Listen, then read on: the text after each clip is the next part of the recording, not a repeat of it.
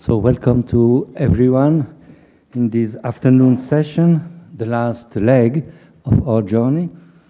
Our first speaker is Samra Azarnouch, who is Directrice d'études in the Department of Religious Studies at the École Pratique des Hautes Études in Paris, where she teaches the history of pre-Islamic religions in Iran and ancient Iranian languages.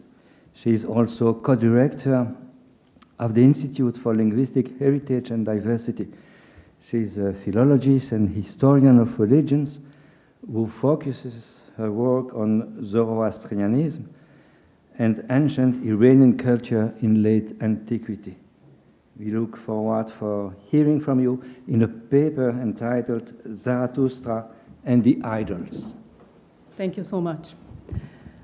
My paper seeks to shed light on the question of idols and idolatry from the perspective of ancient religion of Iran, Zoroastrianism, a tradition that is neither related to the Bible nor a strict monotheism, and which did not openly practice the worship of idols.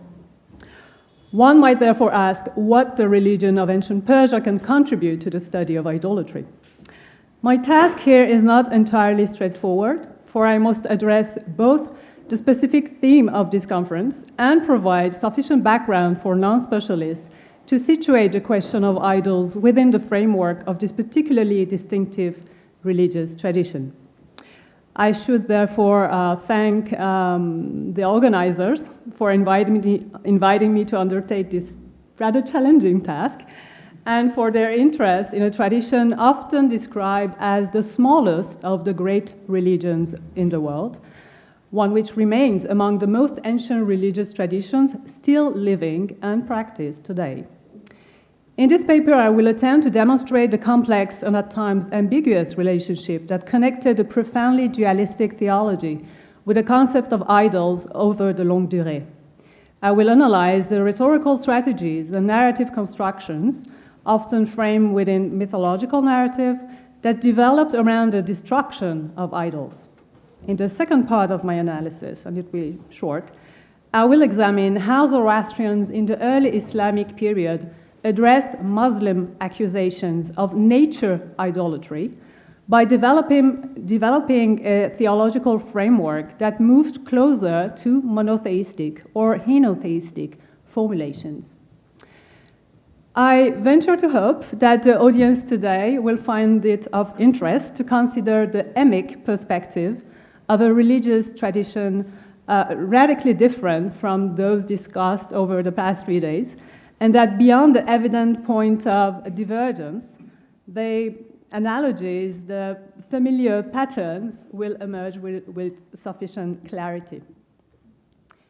The place of idols in Zoroastrianism is neither as prominent nor as significant as in Judaism and Christianity, and yet the term appears as early as the 3rd century AD, with the entire corpus of Zoroastrian literature of late antiquity relentlessly warning of the danger that their worship poses to the cosmic balance and to the Zoroastrian cult of fire. Zoroastrianism resists easy categorization within modern theological framework. But if one were to attempt such a definition, it could be described as a structured polytheism, a supreme god at the apex of the pantheon, surrounded by dozens of other deities, many of whom are elements of nature, water, earth, stars, and so on. It is also a strict dualism in that good and evil are generated by two distinctive entities, Ahura Mazda and Angra Mainyu, and the realm of good is in constant conflict with the realm of evil and its myriad demons, a struggle that will endure for 12,000 years, that is until the end of the time and the ultimate triumph of good. The entity that this dualism denigrates, rejects, and constantly condemns is not idol. It is demon. Zoroastrian rituals are centered on the destruction of these demons. Iranian demonology is extremely complex, and one demon in particular, the demon of wrath, has even crossed religious boundaries, becoming incorporated into Jewish and Christian demonological tradition as Ashmedai or Ashmodai. I leave the experts comment on this etymology. In this binary system, one may ask, what is the place of the idols and what purpose do they serve? Another disadvantage, so to speak, for idols is that Zoroastrianism is a relatively aniconic religion. It is not strictly iconoclastic, but images are rare and seldom serve as objects of worship. In the contemporary practice, icons help to identify the modern form of this religion. They are displayed in temples or during private ceremonies, but they do not constitute the focus of ritual practice. The depiction of the prophet, as you see here on the slide, and the divine symbol became visual markers only from the late 19th century onwards. The term corresponding to idol, uzdes, is attested in the language of late antique Iran, namely Middle Persian or Pahlavi, which constitute the largest textual corpus of ancient Iran. The term is unattested in the earlier strata of the Iranian languages of the 2nd and 1st millennia BC. It does not appear in the Old Persian Achaemenid documents, not even in the Zoroastrian liturgical corpus, the Avesta. Yet, its Middle Persian form indicates that it must ultimately derive from an earlier formation that has not survived in the preserved text. Its etymology is in itself noteworthy. The term uzdes is based on the ancient Iranian verbal root dais, to show, which has many cognates in other Indo-European languages. In ancient Iranian, we may posit a form uz plus dais, from which Middle Persian uzdes developed, with the meaning of showing forth, representation, manifestation. It may be noted that much like the Greek icon and eidolon, the term denotes the visible and manifest aspect of a reality without necessarily implying its material substance. The term uzdes is therefore never synonymous with paikar, for instance, the word widely used to designate statues or cult image or carved images, which literally means to counterfeit, to imitate. Pahikar. One may also observe that the term is employed as a collective noun, that is without the plural marker. This usage likely reinforces the notion that idols constitute a set of indeterminate entities, difficult to individualize, and therefore equally difficult to describe. Interestingly, within the vocabulary of Zoroastrianism, uzdes does not bear the mark of what is often termed as the Ahuric deific vocabulary. Zoroastrian terminology is characterized by a strongly binary vocabulary in which terms are heavily marked according to their association with the realm of good or evil. The term uzdes, although clearly situated within the sphere of evil, appears to have escaped this form of lexical stigmatization. This may constitute an indication that the term entered into the Old Iranian language at a time when veneration of images had not yet acquired any pejorative connotation. I now turn to the use of this term in Zoroastrian literature. The attestation are relatively limited, approximately 50 in total, which likely reflect the fact that idolatry, while attested in the religious landscape of Iran, did not constitute a significant theological threat as pressing as the problem of demons and the conceptual sphere surrounding them. Indeed, we observe that in articulating a collective category for all that lies beyond the bound of Persian religion, idols are systematically conflated with demons within a single rhetorical formulation.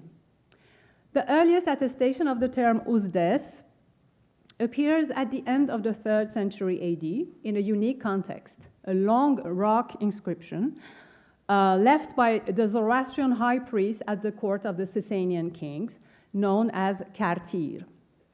With the ascension of the Sasanian to power in 241 AD, Zoroastrianism experienced the most significant turning point in its long history. It was established as the state religion, a religious administration, and fire temples were instituted throughout the empire. The priest assumed an important role within the apparatus of the state, and the sacred text of the Avesta was committed into writing. It is in this context of the elevation of the Magi to state officials that the text we are reading now should be understood. Part of his Cartier's inscription, which recounts the development of his career and his rise through the various strata of power, describes the measures he claimed to have taken against other religious traditions and the damage he personally inflicted upon them. I read the passage. Through the realm, Jews, Buddhists, Hindus, Nazareans, Christians, Baptists, and Manichaeans were struck down. Os deszkogani, od gilistagede van vishobi, od yazdan gah od nishem agiri. Idols were destroyed. Lairs of the demons were ruined and turned into thrones and seats for the gods. One may observe that following the list of 7 fairly identifiable religious traditions, the text proceeds with the most abstract mention of idols and demons together. This passage has been extensively commented upon in the past. I will not revisit it here today. And this high priest Cartier is very well known for his involvement in the death of Mani. Yet this apologetic claim more likely alludes to disputes and controversies rather than religious persecution. In any case, this passage on idols and demons has seldom been read in relation to the paragraph that follows. Through the realm, the services of the gods were greatly increased, many victorious fires were established, many priests were rendered prosperous. Rather than offering historical testimony of persecution against other religions, this propagandistic discourse primarily addresses the supplanting or the replacement of one place of worship by another. It articulates a kind of exorcism directed at unconventional beliefs enacted through the power of the so-called victorious fire. The passage thus emphasizes not so much the priest's act of elimination, but the shift, the replacement that he claims to have enacted in favor of the religion of Ahura Mazda. Let me remind you what is a victorious fire. The Vahram fire or victorious fire constitute the highest grade of consecrated fire within the Zoroastrian tradition. It is named after the god of victory, Vahram, and symbolizes both the triumph of good over evil and the successful performance of the ritual.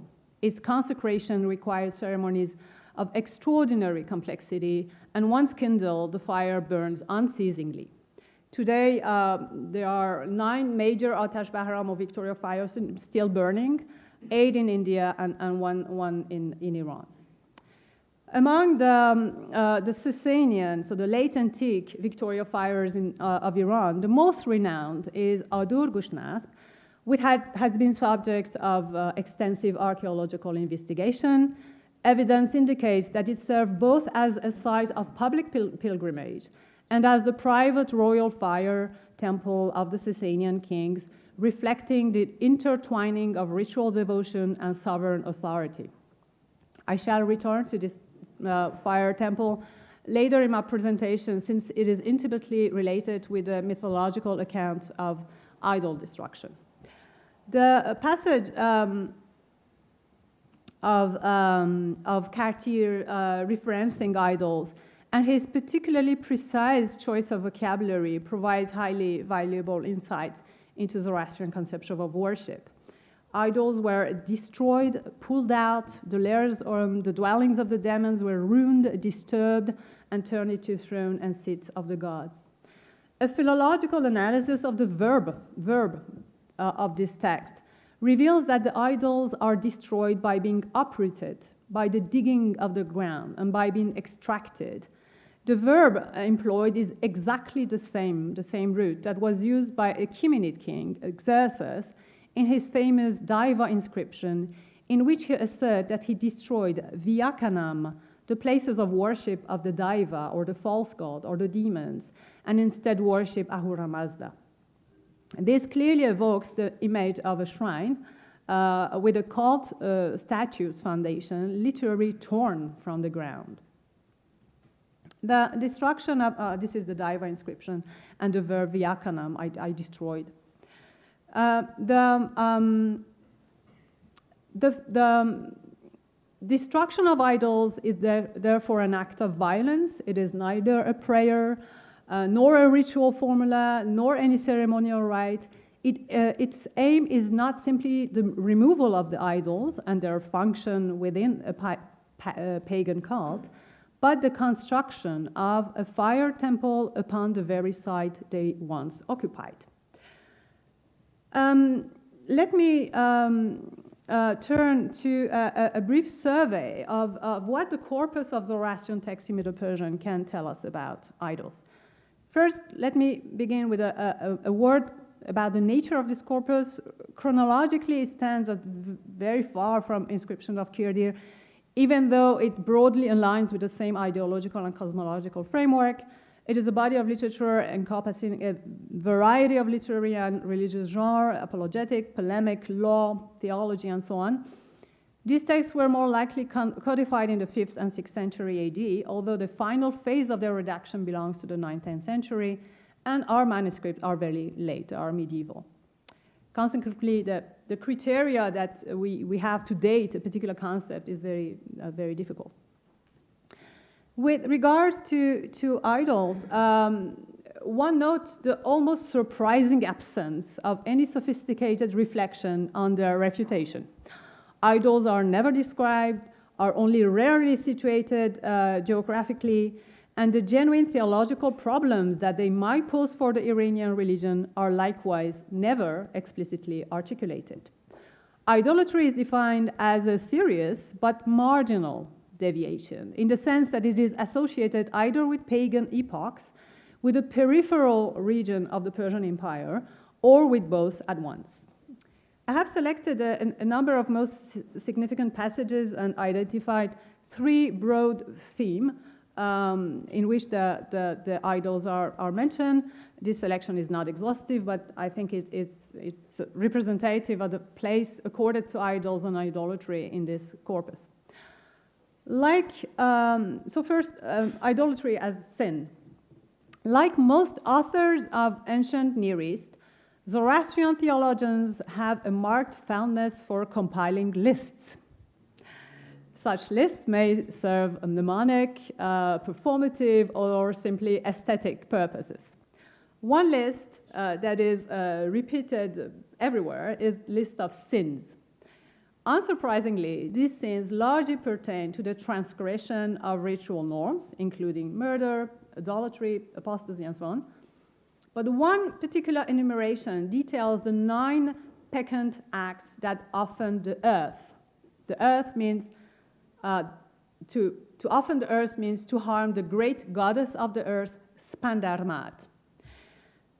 In the 8th position among inside this list, there is idolatry, and so it is a part of this making idolaters culpable of a transgression, a very serious transgression. For what theological reason is idolatry considered as a sin? The text doesn't say explicitly. Yet we know that both the cosmic order and the stability of the natural world are conditioned by divine protection, which in turn obliges humans to offer proper Zoroastrian worship. Within the binary logic of Zoroastrian dualism, this equilibrium may be jeopardized not only by the demons, who oppose directly the gods, but also by cultic practices directed toward non-divine entities, namely idols. Another important theme is the myth of idoloclasts, idol destroyers, and it occupies a very important place in Iranian mythological narrative. I can enumerate at least 3 figures that appears at different points within the mythic chronology. One of them predates Zoroaster. His name is Tahmuras. He is a culture hero endowed with supernatural capacities that enable him to subdue a wide range of malevolent creatures and to expel the idols. In this respect, his figure embodies an early mythical paradigm of the restoration of order through the suppression of illegitimate cults. If you wish to make his acquaintance, you need to pay a visit to the Library of Congress, to John Adam buildings, and where, fortunately, he is not in the act of destroying this temple, but he seems to be in conversation with Nabu. That was mentioned on the first day of the conference. This character, Tahmuras, is believed to have retrieved the scriptures of the demon world, and he presented the scripture to humanity, so he is considered as the inventor of writings. That's why he is here in the Library of Congress. The second figure of idol destroyers is Kai Khosrow. And he appears in a rather elaborate narrative once circulated concerning his destruction of idols and the foundation of the fire temple I mentioned earlier, the Adur-Gushnasp. According to this myth, Adur-Gushnasp was a cosmic fire whose function was to protect the world until the advent of Kai Khosrow. When Kai Khosrow finally appeared, he destroyed an idol temple located near the sacred lake Chechast. At that moment, the fire joined him. It rose upon the mane of Kai Khosrow's horse, dispelling the darkness and spreading light until the idol temple was utterly annihilated. This etiological myth, which served to anchor a major sacred site, such as Adur-Gushnasp, within the mythic history of Iran, finds intriguing echoes in Chinese sources. The 9th century writer Duan Chengxi, for instance, refers to the foundation of a temple in Bactria in Central Asia, in Afghanistan, that housed a bronze statue of a horse. What is particularly noteworthy is that the foundation of this temple appears to predate the Sasanian period. It is therefore at least theoretically possible that the site may once have housed cult statues during, for instance, Hellenistic period.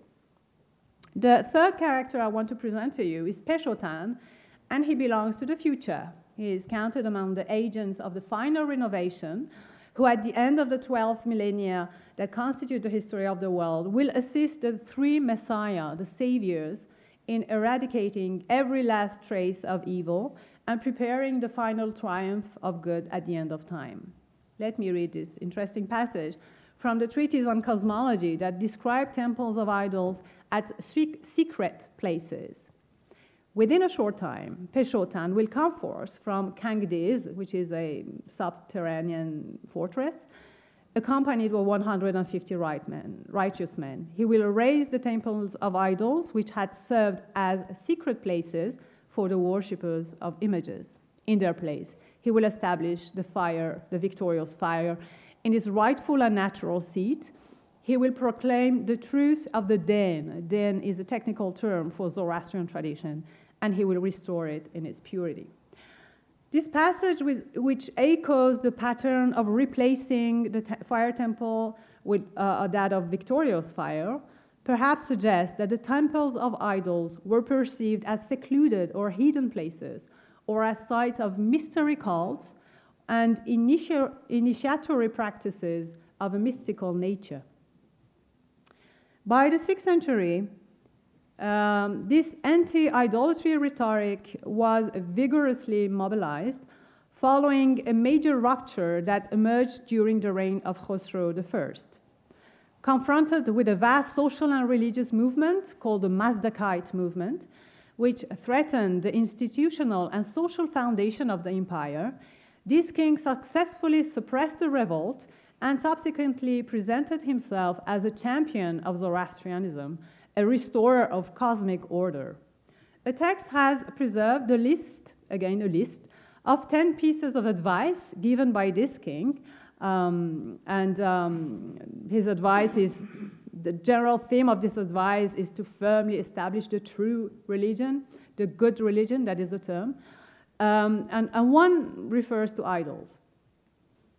Increase in perfect measure the worship and rites of the gods throughout the Iranian land, and to overthrow, break, expel the rival, demonic, disobedient idols.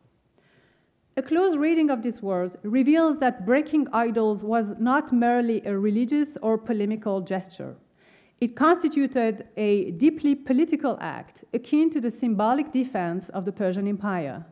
To destroy statues or divine representation was to strike what they embodied, a form of spiritual authority, a kind of social order, and frequently a rival power. In this sense, the breaking of idols functioned as an act of symbolic protection. Safeguarding the Iranian Empire entailed not only defending its physical border, but also preserving its cosmic order, legitimacy, and ideological unity. Idolatry later on comes to serve as a marker of otherness, other, both the enemy or those who dwell beyond the empire's borders. The idols are no longer merely domestic rivals, may I say. They are cast as abominations of an uncivilized and exotic world, potentially dangerous. The origins of idolatry are therefore attributed to the most notorious anti-heroes, one associated to the land of Turan, the ancestral eastern foe in the mythology, in the Iranian mythology, and the other with the western realm of sorcery and occult knowledge, namely Babylon. By constructing marvelous things in Babylon, the serpent king, Dahak, is said to have led humanity into idol worship. Their complete annihilation, however, awaited the arrival of Zarathustra, whose miraculous words, that is the liturgy of the Avesta, would act as a form of magic to bring about their disappearance. Thus, the sorcery of the idols must be overcome by the magic of Zarathustra. And it is worth noting in passing that the very term magic derives from the Old Persian magos, meaning priest or guardian of Persian cult. I am quite sure that these lines evoke for you the striking images of Sargon's palace at Khorsabad and at the Mosul Museum, where idols were destroyed in much the same manner. I'm sure you're already familiar with these images, which reveal the relentless and almost inevitable repetition of this act of violence. In the Indian side, another border of Iran, the Buddha meets with an unexpected fate in this Zoroastrian apologetic literature.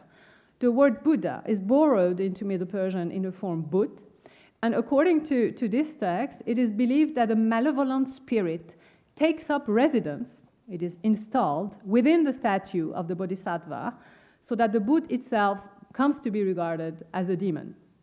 So we have a case where an idol becomes a demon, maybe the subject for another conference. Although the tragic destruction of the Buddhas of Bamyan in Afghanistan by the Taliban 25 years ago has nothing to do with Zoroastrianism, the telling void left by the destruction of the monumental Buddha, visible at the bottom of this photograph in the cave, may nevertheless allow us to sense something of the impact that such acts of destruction might already have had in ancient times. I would like to, before I conclude, I would like to say a few words on the situation of the Zoroastrians in the 9th and 10th century CE, when they have become a minority within the Abbasid Islamic Caliphate. If you happen to search the term Zoroastrianism and idol worship in the internet, you will probably see this page where contemporary Zoroastrians still feel the need to distinguish their worship from image-based cults. In doing so, they most of the time refer to the same Middle Persian corpus that I have just analyzed for you. Yet, there was also another, far more elaborate response to the accusation of idolatry developed by the Zoroastrians of Abbasid period. As one might expect, a religious minority facing the threat of extinction is inclined to deploy a wide range of survival strategies. I shall mention only two of these strategies. First, interestingly, there was the assimilation of the figure of Zarathustra with that of Abraham, which also explains the deliberately minimalistic title of my paper. There is sometimes a complete identification of the two figures, grounded in a similar prophetic narrative, the role of religious initiator, founder of rites. The motive of divine encounters are also common to both, exile, and also both of them are archetypes, are magos rabbi. And they also have in common a close relationship to fire, of course. Although Zarathustra is never explicitly described as an idol destroyer, he is nevertheless invested with the foundational role typical of prophets, much like Abraham and in his father's workshop, or Muhammad in, the prophet Muhammad in the temple of Mecca, destroying idols. This assimilation served to present Zarathustra as a conventional prophet in accordance with Islamic criteria. Another survival strategy for a polytheistic tradition within monotheistic context is simply to present itself as monotheistic as possible in order to eliminate any risk of appearing as an idol worshipper. As I mentioned, the elements of nature are sacred for Zoroastrians, which had frequently led to accusation of nature worship, for instance, astrology.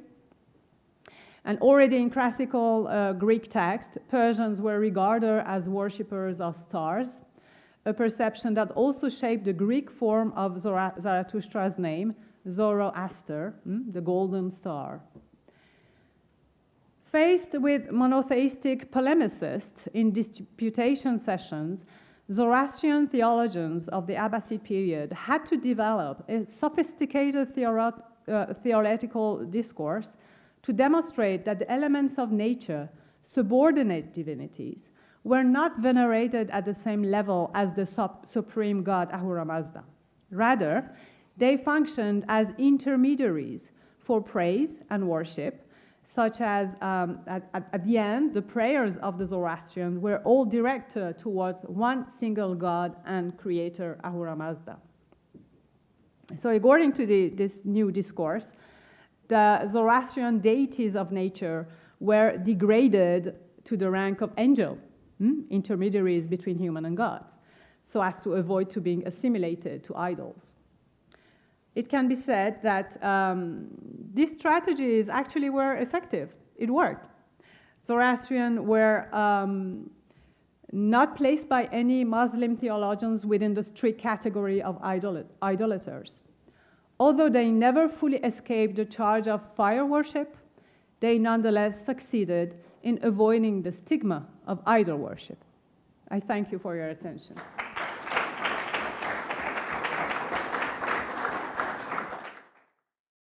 I suggest we move to the second speaker of the afternoon, Christine Hayes, who is a Sterling Professor of Religious Studies and Jewish Studies at Yale University and a Senior Faculty Fellow of the Shalom Hartman Institute of North America. She is the author of several books and articles in Talmudic, Midrashic studies, including What's Divine? About Divine Law. She has held visiting positions at Yale University School, Harvard University Law School, UPenn Carey Law School, Reichman University Law School, and Tel Aviv University Law School, and has received honorary doctorates from Lund University in Sweden and the Jewish Theological Seminary of America. Her paper has the title, No Image, Many Images, Anthropomorphism as the Rabbinic Antidote to Idolatry. Thank you so much for that introduction. I feel like I want to give everyone permission to do a seventh inning stretch, as we would say in baseball. It's a long afternoon. If you feel you need to stand up and just stretch, please feel free to do that while I say my thank yous for the invitation and to the organizers for putting together such a stimulating set of papers. I think this has just been a terrific combination of lectures. So until very recently, scholars have assumed that the late antique rabbis, so these are the classical rabbis from the 2nd to the 7th century CE, whose teachings comprise the corpus of Talmudic Midrashic texts from that period, harbored a rationalist disdain for the Bible's anthropomorphic references to Israel's God, viewing them as mere metaphors. And in fact, rabbinic sources unapologetically accept and replicate and intensify and even expand the divine anthropomorphism of the biblical text. And the question is why? And in this paper, I'm going to be arguing that the Talmudic rabbis' embrace of the Bible's anthropomorphic representation of the divine was driven by their opposition to what they took to be three forms of idolatry. So I use the term idolatry, much as Suzanne did, to refer to the divinization of that which is not divine, including abstract concepts, the treatment of the contingent or the relative as absolute. So in the first part of the paper, I'm going to consider the rabbis' opposition to the anthropomorphic gods of classical mythology. In the second part of the paper, I consider the rabbis' opposition to the philosophers' idolatrous divinization of reason. And in the third part of the paper, I consider the rabbis' opposition to the idolatry of ditheism, worship of two divine beings. I will argue for the seemingly paradoxical claim that in all three cases, the weapon deployed by the rabbis was divine anthropomorphism. Insisting on the anthropomorphic representation of the biblical God served as the rabbinic antidote for all three of these perceived idolatries: the worship of the false gods of mythology, the idolatrous divinization of reason, and the idolatry of ditheism. So our first part, the rabbinic embrace of anthropomorphism to combat the false gods of mythology. And before I can make this claim, I really need to establish that the rabbis did indeed embrace anthropomorphic representations of the God of Israel. So let me set the stage by describing two competing views of the divine in antiquity. The mythologies of the ancient West Asian and Mediterranean world represented the gods in anthropomorphic and anthropopathic terms. They attributed human form and human emotions to divine beings, and that's an essential incongruity that was broadly accepted with equanimity and even humor and delight.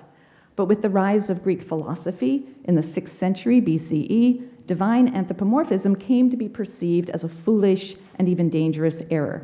So beginning with Xenophanes of Colophon in the 6th to 5th century BCE, he ridiculed Homer and Hesiod and the pantheon of anthropomorphic and immoral gods. And the philosophical critique of divine anthropomorphism was taken up by Plato and Aristotle, the Stoics, the Epicureans, the Neoplatonists, eventually the Church Fathers. Against the anthropomorphic conception of the gods presented in mythology and epic poetry, the ancient philosophers innovated an abstract conception of the divine that lacked bodily form and emotion and was therefore immutable, since change is an attribute of physical bodies and emotions.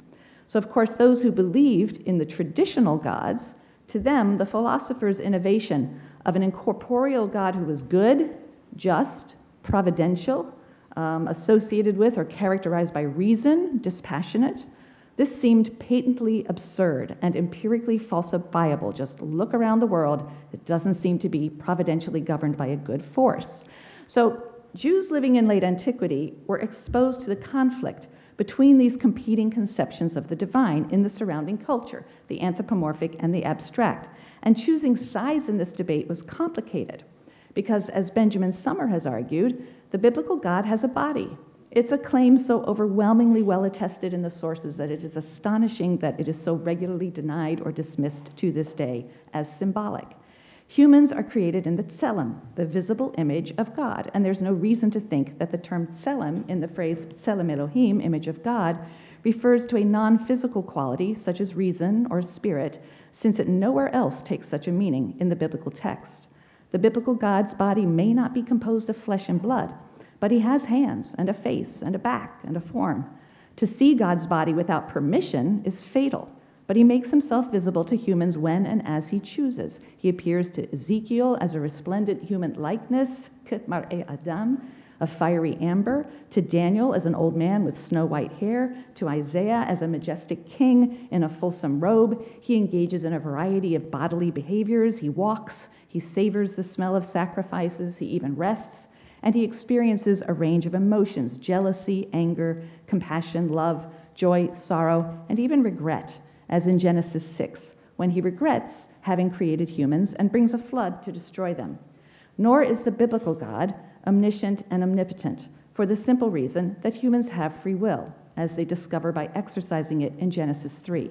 Human free will, which is the fundamental assumption of the Hebrew Bible, is an important limitation of the biblical God's knowledge and power. Humans act in unpredictable ways that surprise him, please him, grieve him, anger him, and he often changes his plans in response. So in short, the historically embedded biblical God who responds to unforeseen events in historical time is not the abstract, transhistorical, immutable deity conjured by Greek philosophers in the 6th to 5th century BCE.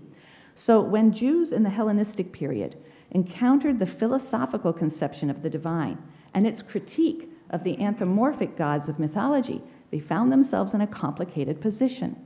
As much as they may have agreed with the philosophers' critique of the immoral Olympian gods, they knew that their own sacred writings represented the God of Israel in anthropomorphic terms, a fact that made them vulnerable to some of the same mocking criticisms, and indeed Celsus does use some of the very same criticisms. So ancient Jews responded to the Bible's divine anthropomorphism in this fraught context in different ways. Those who were attracted to Greek philosophy and its abstract conception of the deity were distressed by biblical anthropomorphism and sought to eliminate it. The first-century Jewish philosopher Philo of Alexandria, commenting on Genesis 4:16, which refers to the face of God, Cain is going to go out from the face of God, declares that, of course, God cannot have a face. To have a face entails having a body, and having a body entails having passions and weaknesses and needs and experiences through time. And Philo asserts that the philosophical soul knows that it is both untrue and impious to attribute such qualities to the biblical God, who, in contrast to the mythological gods, is incorporeal, immutable, and transtemporal. Biblical anthropomorphisms must therefore be understood figuratively, and Philo scolds those who would take literally God's expression of regret for having created humans in Genesis 6. He writes, "What greater impiety could there be than to suppose that the unchangeable changes?" Now, in contrast to Philo, the Talmudic rabbis were not distressed by divine anthropomorphism. I actually think they found it funny. It's a major topic in my book on humor in the Talmud.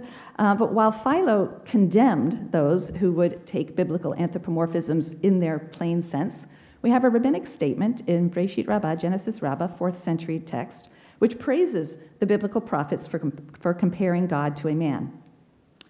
Rabbi Yudan said, "Great is the power of the prophets who compare that which is created to its creator, as it is written." And we have a verse from Daniel, "I heard the voice of a man between the banks of the Ulai," and that's likening God's voice to the voice of a man. Rabbi Yudan ben Rabbi Shimon said, we have other verses that display this more clearly than this one. The verse from Ezekiel, "And upon the likeness of the throne was a likeness as the appearance, Kamar-e Adam, the appearance of a man upon it above," his actual seeing of the image. Far from denying or allegorizing biblical anthropomorphism, these two rabbis endorse it, pointing to verses from the prophetic books in which God is said to have the voice or the appearance of a man. Indeed, there is no rabbinic text in the classical period that denies that God has a bodily form, which is why Maimonides has to work so hard to assert it. On the contrary, rabbinic sources unapologetically accept, intensify, and expand the Bible's divine anthropomorphisms. They drive it into bold new territory in full awareness that it opened them up to mockery. We see this in a story from the Babylonian Talmud in which a min, so this is some form of heretic, tries to embarrass a rabbi by making fun of two biblical anthropomorphisms, a verse that describes God or suggests that God is a priest, and a verse that says God personally buried Moses. So a certain min, a heretic, said to Rabbi Abahu, "Your God is a priest, as it says in Exodus 25, tell the Israelite people to bring me gifts." The word is truma, and that's the kind of offering given to a priest. So he deduces that your God presents himself as a priest. And so when he buried Moses, well, what did he immerse in to purify himself from the corpse impurity that he would get from dealing with this dead body?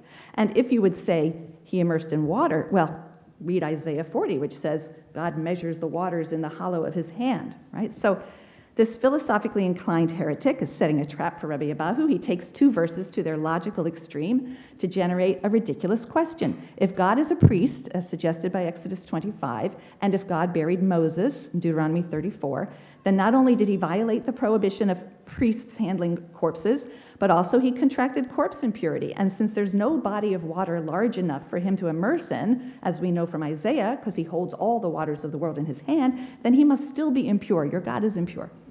So the means reductio ad absurdum argument is designed to make the Bible's anthropomorphic representation of God look ridiculous.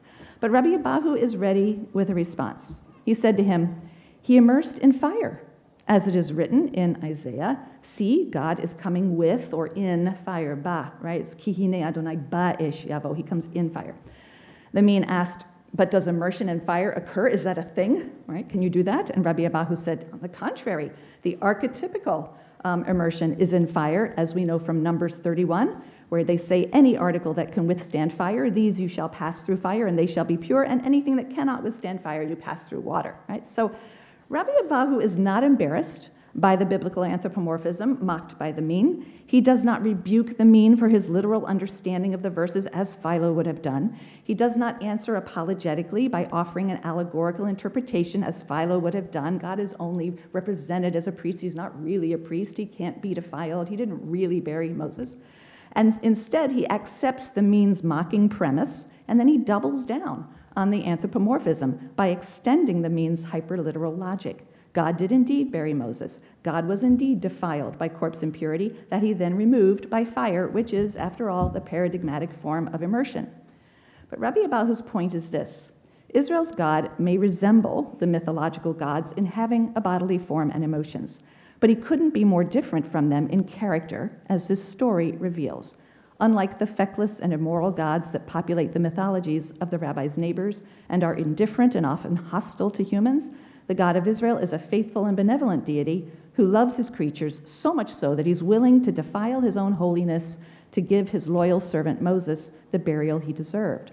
In other words, the rabbis take pains to distinguish their God from the anthropomorphic deities and idols of their pagan neighbors, not by disavowing his anthropomorphism, as Philo did, but by harnessing it to highlight their God's superior moral character, which makes him uniquely deserving of worship and exposes the worship of other gods as falsely directed or as idolatry, as divinizing that which is not divine.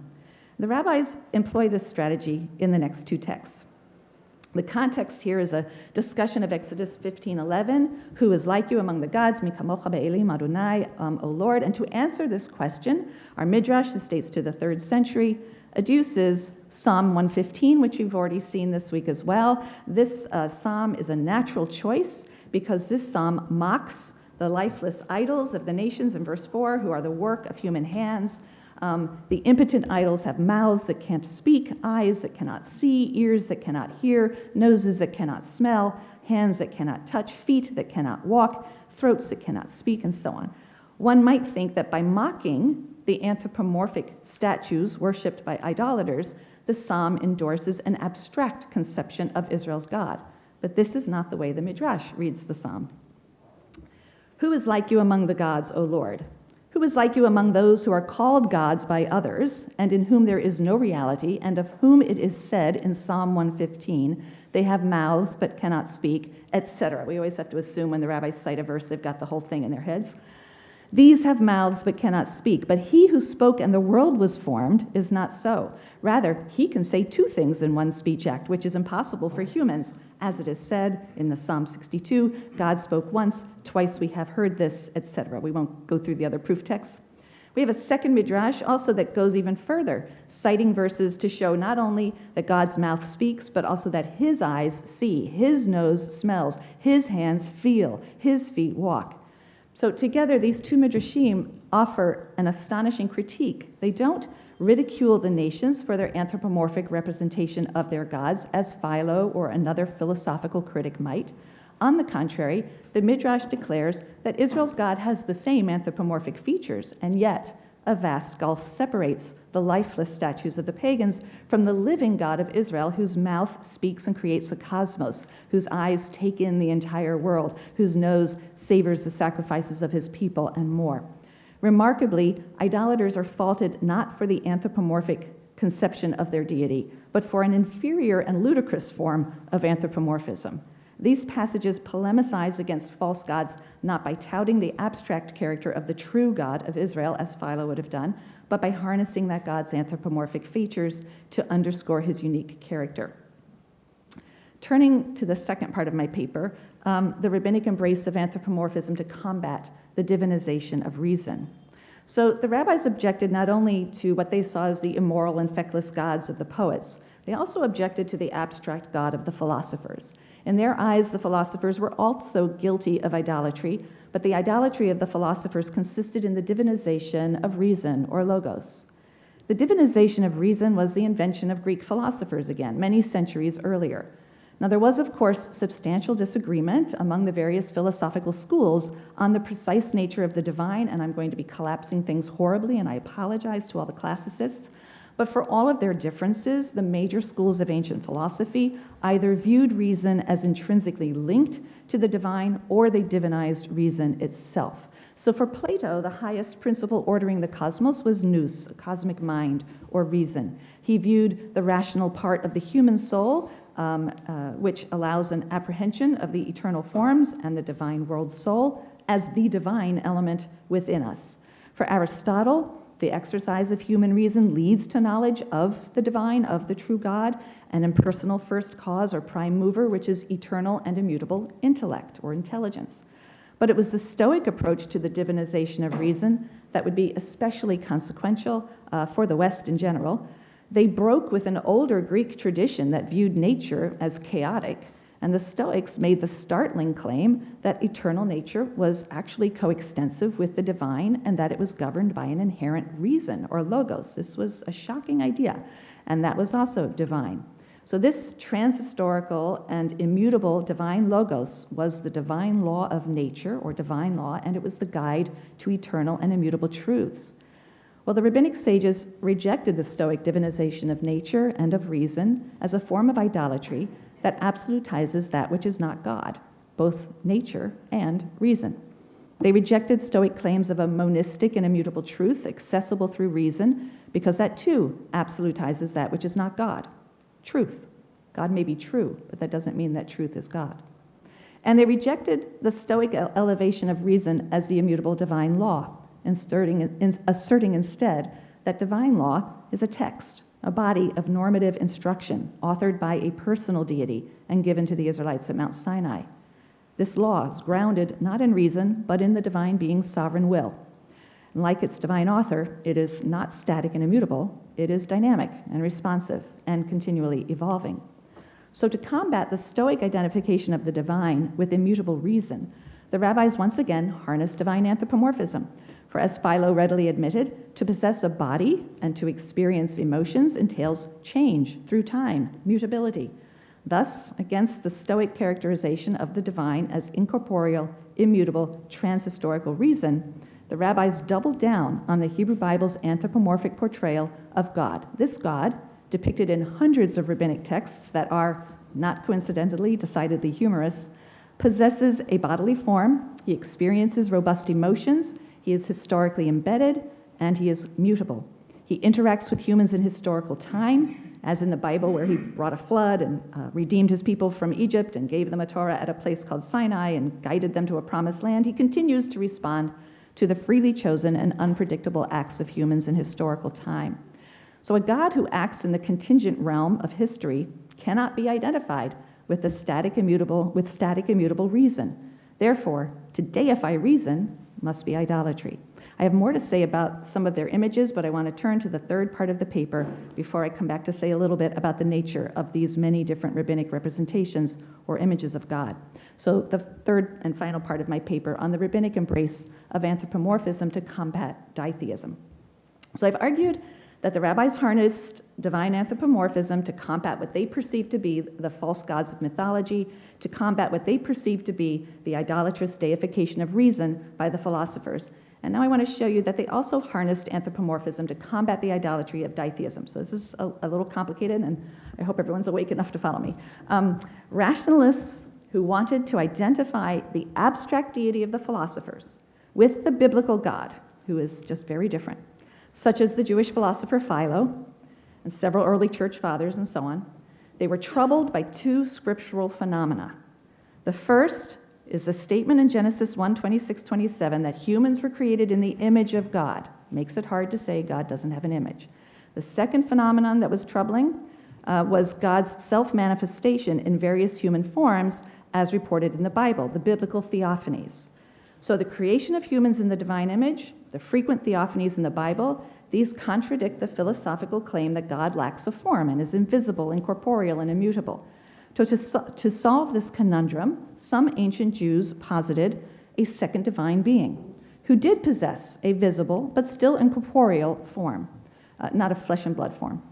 This second divine being solved the problem of divine anthropomorphism in the Bible, because this second divine being was the visible image of the invisible God. It could serve as the archetype for the creation of humans. That problem is solved, and it was the entity seen in all of the biblical theophanies, solving that problem.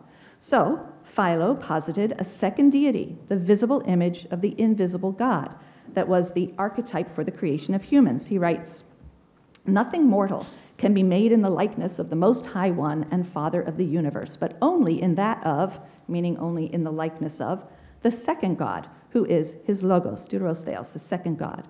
So Philo states explicitly that the Logos is a Deuteros Theos, a second God, and elsewhere he refers to the Logos as God's firstborn son. So he uses both of these terms.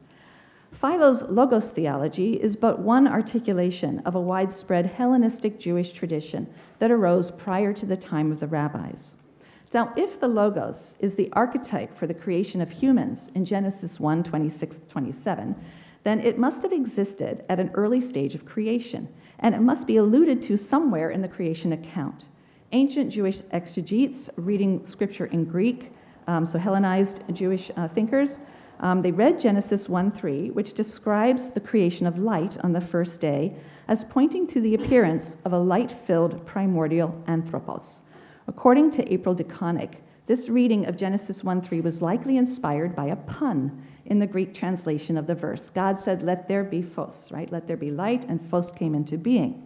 In Greek, tophos is light, but haphos is one of the words for man, equivalent to anthropos, enabling a kind of playful or punning reading of Genesis 1:3 as God declaring, "Let there be this light-filled man or anthropos." So the creation, so Genesis 3 was read as reporting the creation of a luminous primal anthropos, a second and subordinate deity, and it was in his image that humans were then created, and it is this second deity who appears in the many scriptural theophanies. Philo and other Jewish adherents of Logos theology perceived no inconsistency between monotheism and the existence of a second deity. And many monotheists have all sorts of subordinate deities and so on. But to the rabbis, the early Jewish Logos theology was idolatrous ditheism that revered as divine something that wasn't divine, Logos, which is a kind of hypostasis of reason. And they understood that the best way to combat this ditheism was to insist on the anthropomorphic form of the one God. This would eliminate the need for a second deity to serve as the archetype for the creation of humans or to be the subject of the biblical theophanies.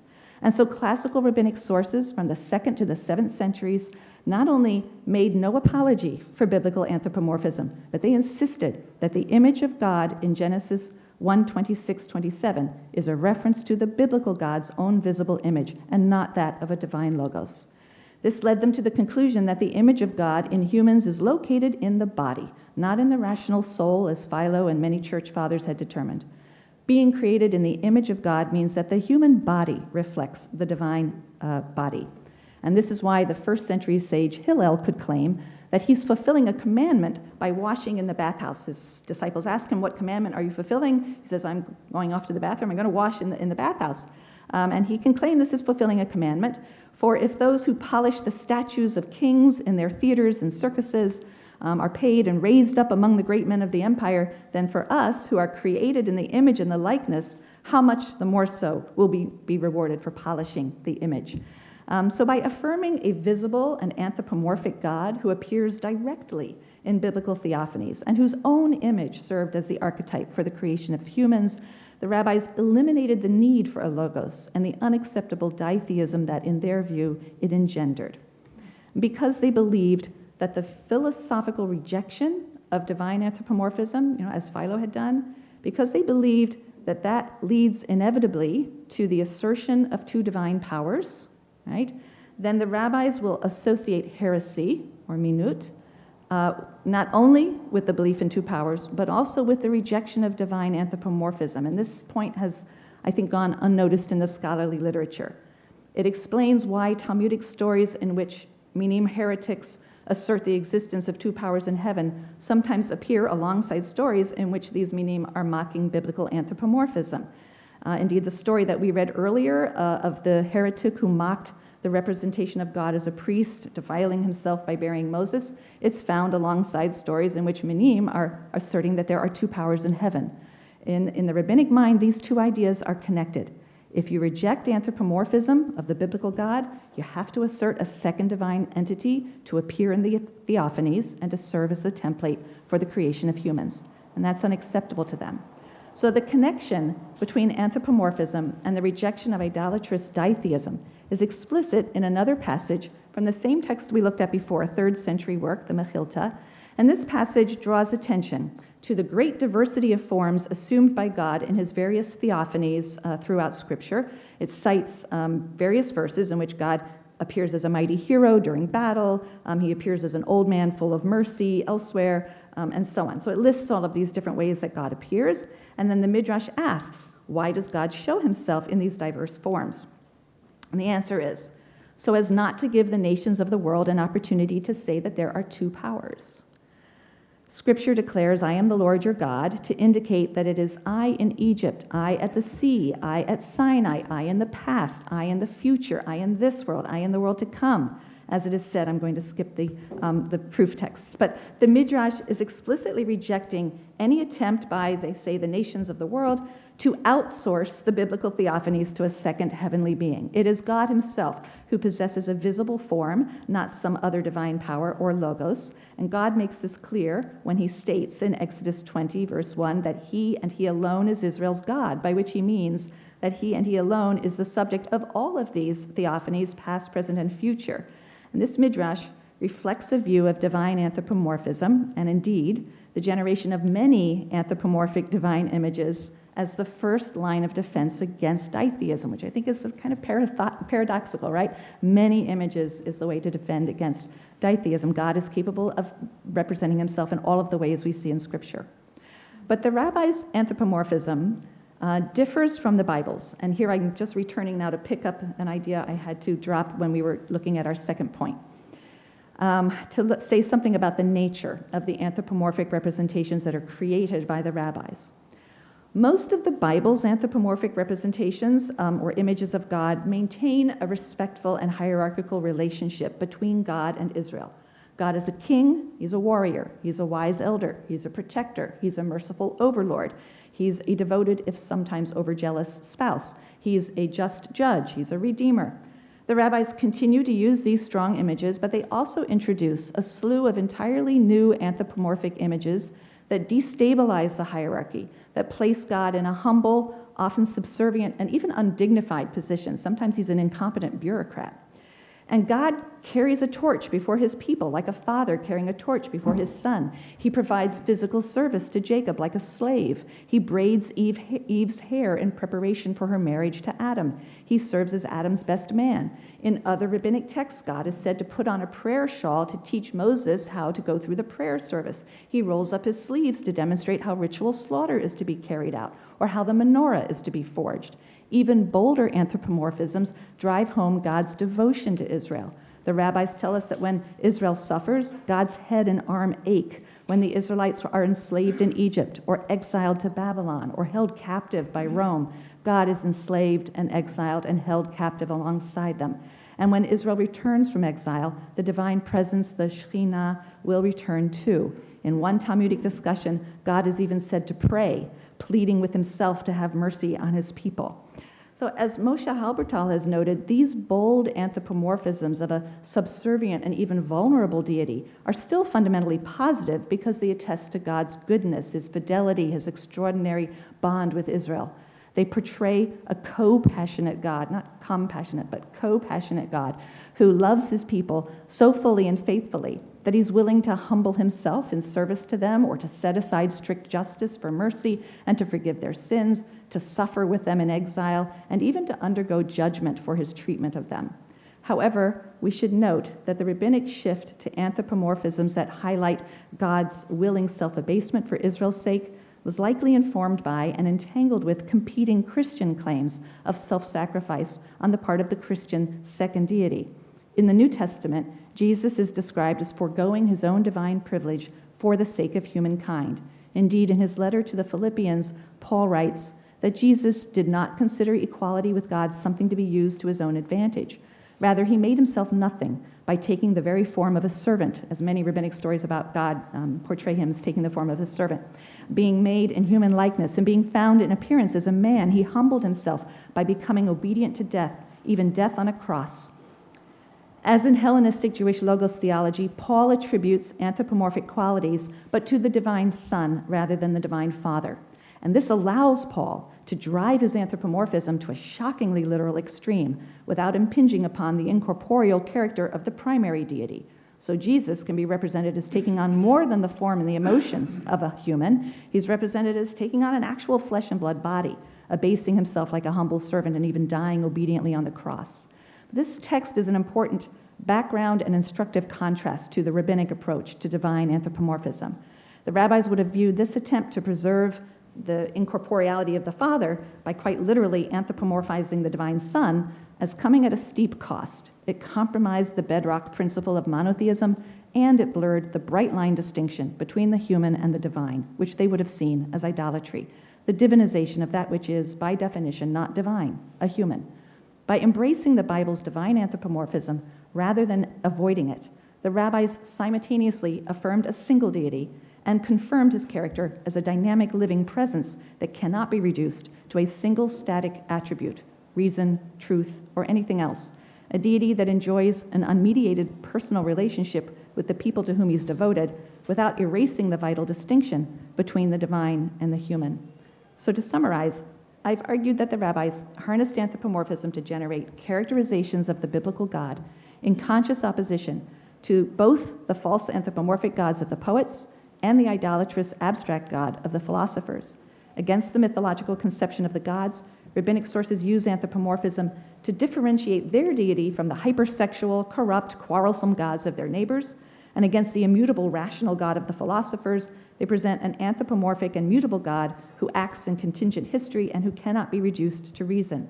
And finally, the rabbis embraced the anthropomorphic representation of the biblical God to combat what they perceived as an idolatrous ditheism. If God's own visible image was the template for the creation of humans and the subject of the biblical theophanies, then there is no need to outsource these functions to a second divine being, whether Philo's Logos or Christianity's divine Son, Jesus. A final word, we might wonder how the rabbis could embrace divine anthropomorphism when Exodus 20, verse 4 states explicitly, "You shall not make for yourself an image or any likeness of what is in the heavens above or on the earth below or in the waters under the earth." The verse refers, of course, to plastic representations, but even a mental image of God can come dangerously close to violating this prohibition. Nevertheless, the rabbis would not have understood themselves to be in violation of this prohibition. They did not create an image of God, which would entail isolating, reifying, and divinizing one contingent aspect of his character. On the contrary, they created multiple, sometimes contradictory images, precisely to avoid the idolatrous reification and divinization of a single attribute, even an abstract attribute like reason, and to assert the dynamic and responsive character of the living God of Israel. Thank you for your patience. I know I ran a little over time. I'm sorry.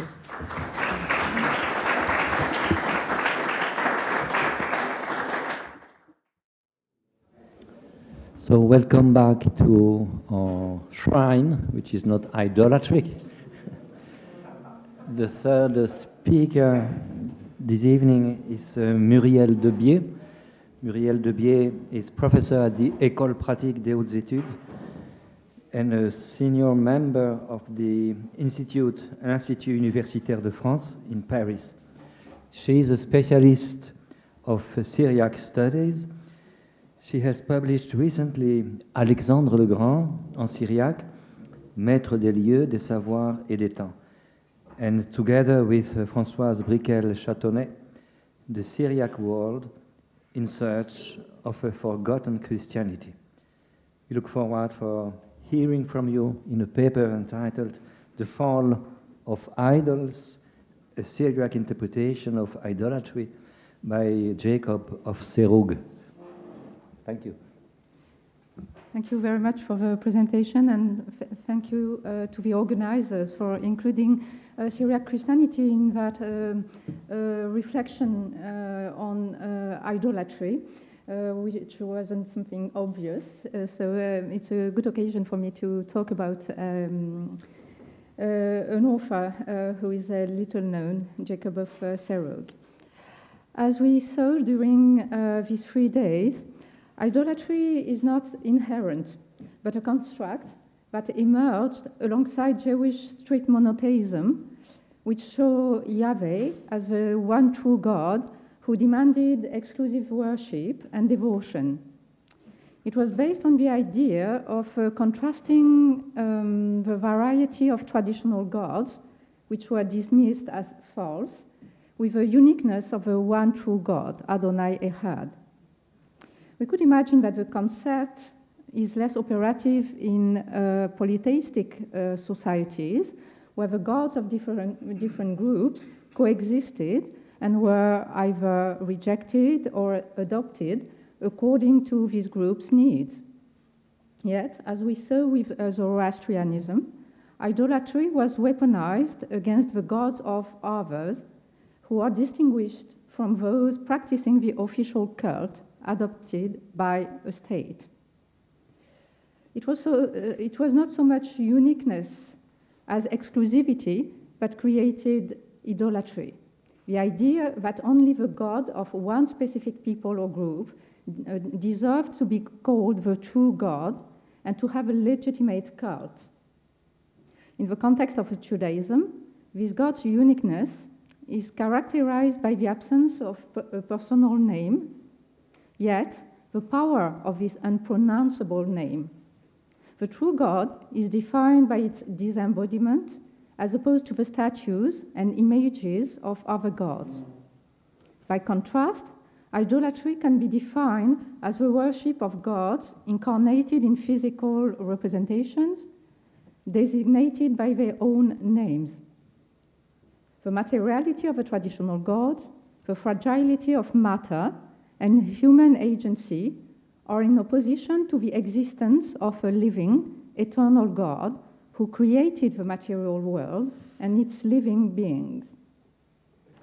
Through Christ's incarnation, Christians became the daughters and sons of the one true God, inheriting the concept of an exclusive relationship based on sonship. This relied on the idea that Christ came and renewed the covenant with the nations, thus expanding the boundaries and definition of a chosen people.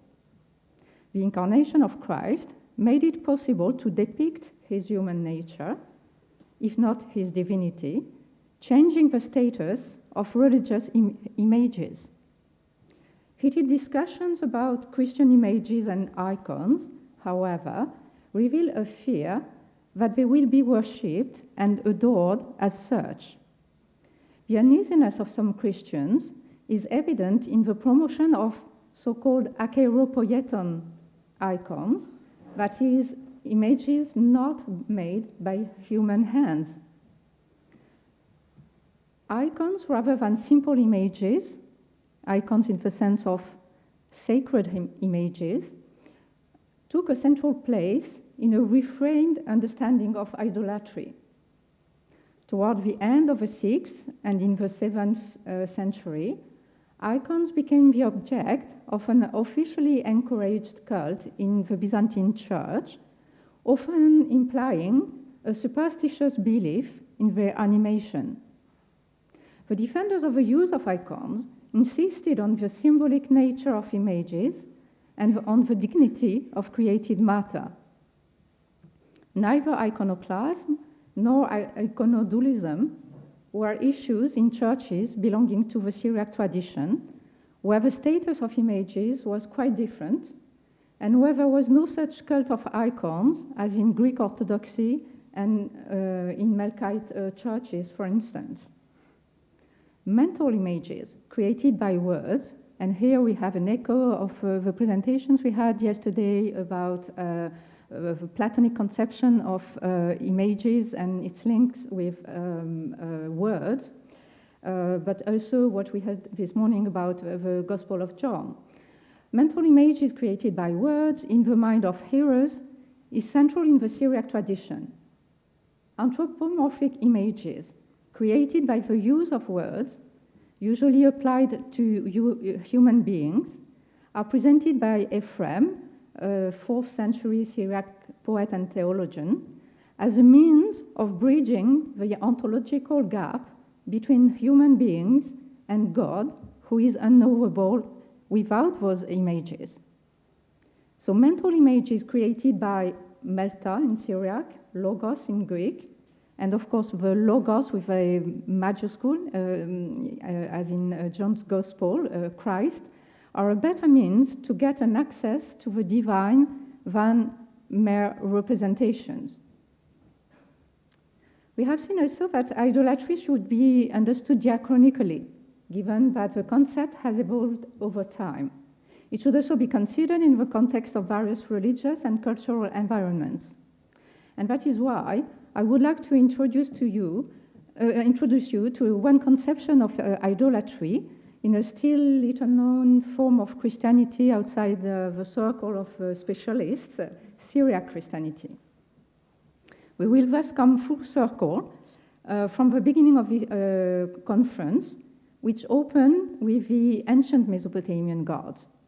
And Syriac Christianity is often considered as a Semitic form of Christianity, but it is rarely considered in the context of its Mesopotamian origins. However, Syriac authors were aware of the Mesopotamian setting, and I want to make the point that Syriac Christianity is part of late antique Mesopotamia, half Roman and half Iranian, and the heir of ancient Babylonia and Chaldea. And I will start with a map just to remind you what is Syriac, since not all of you may be familiar with it. It is a form of Aramaic, Middle Aramaic, from the region of Edessa, Urhai, according to its Aramaic name, which was the cradle of Syriac Christianity. And you can see here the red dot with Edessa in the center of the kingdom of Osroene. And so Edessan Syriac was used in the first centuries of the Christian era and became the language of Christians. And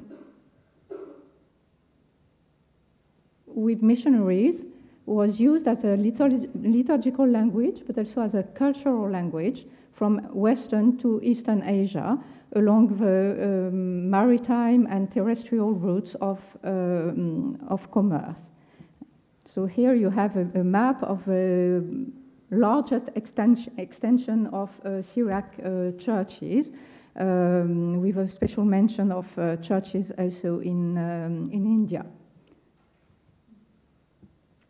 you want to know more about Syriac, some ads about the Syriac world, you have a French version with images, and the English version without images, or black and white images. You can choose.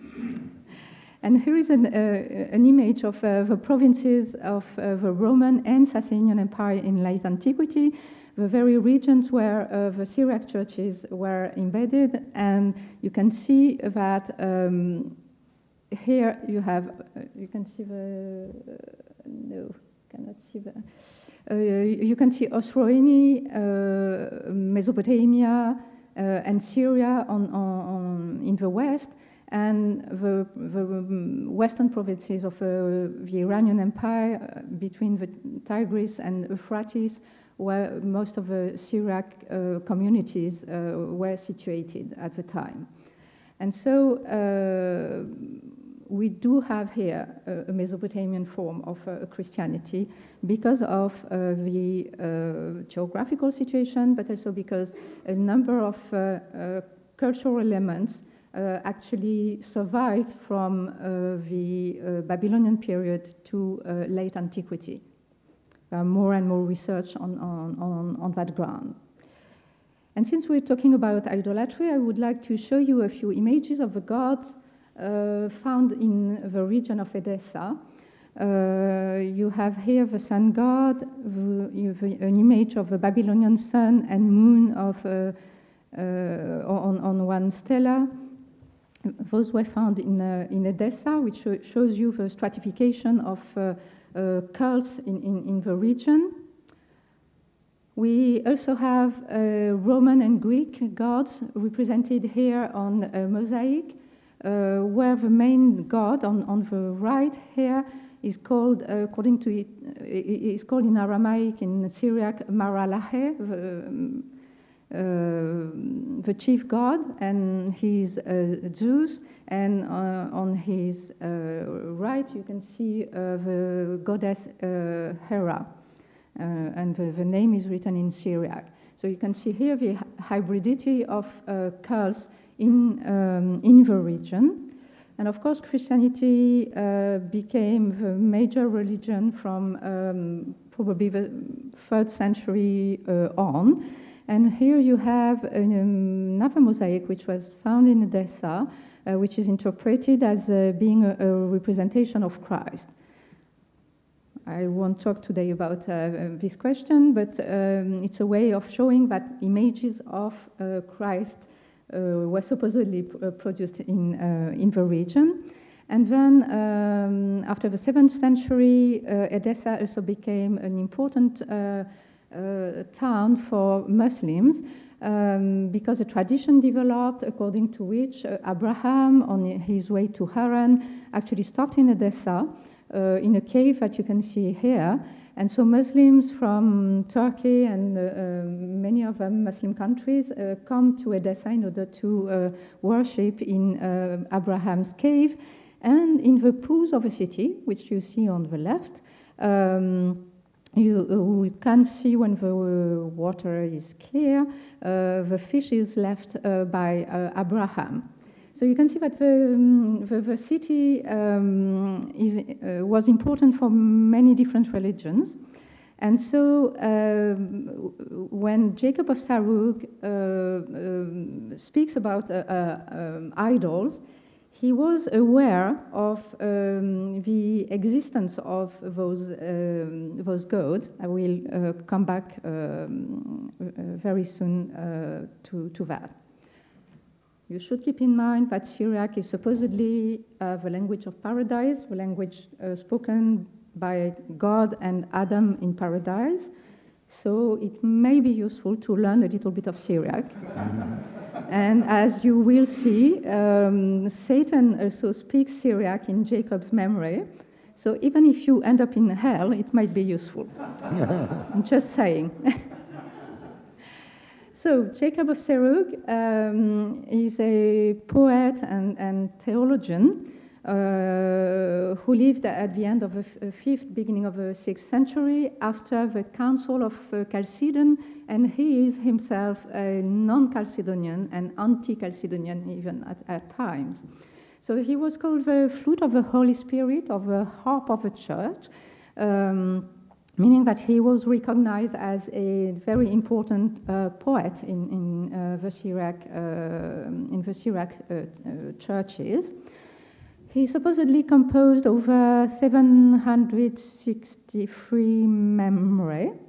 The memory are metric homilies, and 400 of them reached us.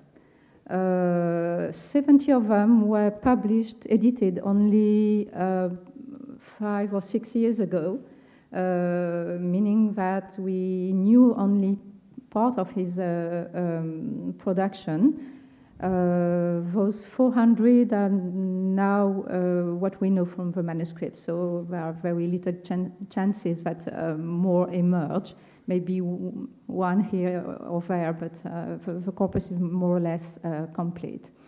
The Memorare 101 is the one on the fall of idols, al Malputo de Petcore, and this Memorare is made of 586 verses of 12-syllable meter. This meter is called the meter of Jacob of Serugh. So it's a quite long poem. And there, Jacob gives a list, or I do not know if it's a list or more a typology of traditional gods associated with the people who worship those gods. So we have again, as I showed you with the images, gods from the Greek-Roman world, Mesopotamian gods, gods cited in the Bible, and also local gods or local practices, like the mention of eagles in Persia, horses among the Huns, and trees, all sorts of trees, and even bats. And so here you have a picture of what a theologian of the 5th, 6th century in the region, with the type of image he had of idolatry and the existence of gods. And as you can see, it's quite different from the image we can have from Latin or Greek theologians. Because of the situation he is, he also takes into account cults coming from the East, for instance, the cult of the Huns. And he mentions also the calf from the Bible and the idols with 4 faces of the daughter of a nation, meaning of the Jews. And so we have a double type of sources here. The knowledge of actual cults, and at the same time, literary references to the Bible or to texts that Jacob knew. So this list is probably not a list of the gods which were still worshipped at his time, but probably more a learned way of showing the type of cults Jacob was aware of. So actual gods, but also prostitution cults and star cults. So some of them were probably still alive in his time, but others we just don't know. And so this list has been commented and seems a bit problematic because it's probably not an image of cults in his time. What is also interesting is that Jacob speaks about the small gods. He uses the term Allahune. Allah, as you know, is the name in Syriac for God, and Allahune is a diminutive in order to talk about the small gods. And this is not something that is often alluded to in the literature we read about idolatry. Jacob starts by describing the state of the earth just before Christ, and he says that the whole earth was in darkness, gloomy, and full of idols, and that it became dark with the smoke of holocausts. So he described a quite dark picture of a period just before the arrival of Christ. And what is interesting is that from the beginning of the memoir, he insists on the fact that Satan is the cause of idolatry. And so he says that the evil one, which is always Satan, went out, took deceitful laborers with him, and fashioned and filled the earth with idols of note. So here we have many topoi that we have found in almost all the texts we have been looking at during those 3 days. So the idea that the idols are handmade, and here made by laborers of Satan. What is interesting is when he mentions the fact that the deceitful one wrote down the names of gods and goddesses, that creation might call on them and forget the name of God. So here we have also something that we mentioned, the importance of a name. The gods have a name, and this name might obscure the name of the one true God. So the question of nomination, again, is central to his memoir. He goes on saying, all peoples assembled by choirs to extol in their languages the idols. So there again, he makes a link between the idols and the language in which they are designated and they are worshipped. So it's not only a question of language, but also a question of choirs. And so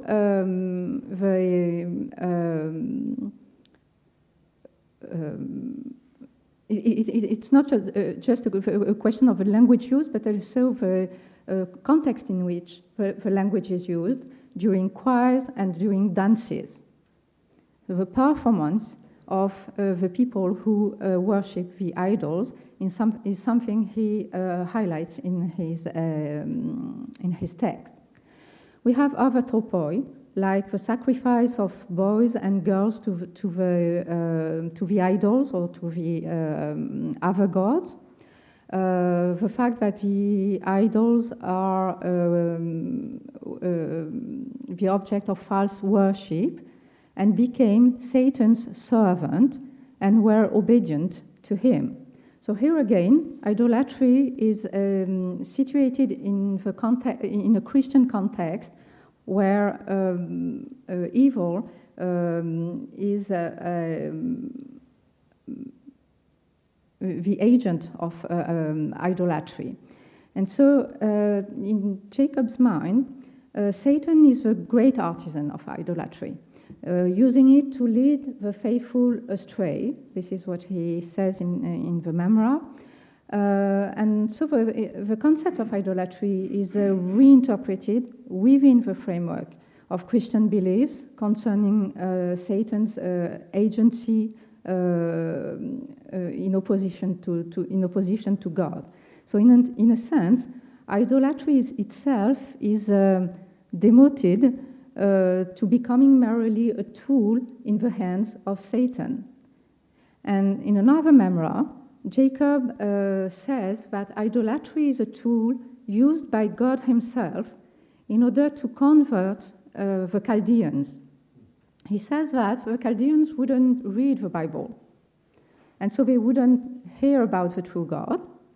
And so God let them worship the stars, and he sent the star at the beginning, at the birth of Christ, in order to convert them in their own language, in their own way of practicing idolatry. And so there again, in a different sense, idolatry is presented as a tool, either a tool in the hands of Satan or a tool in the hands of God, in that case, to ultimately convert the Chaldeans to the true faith.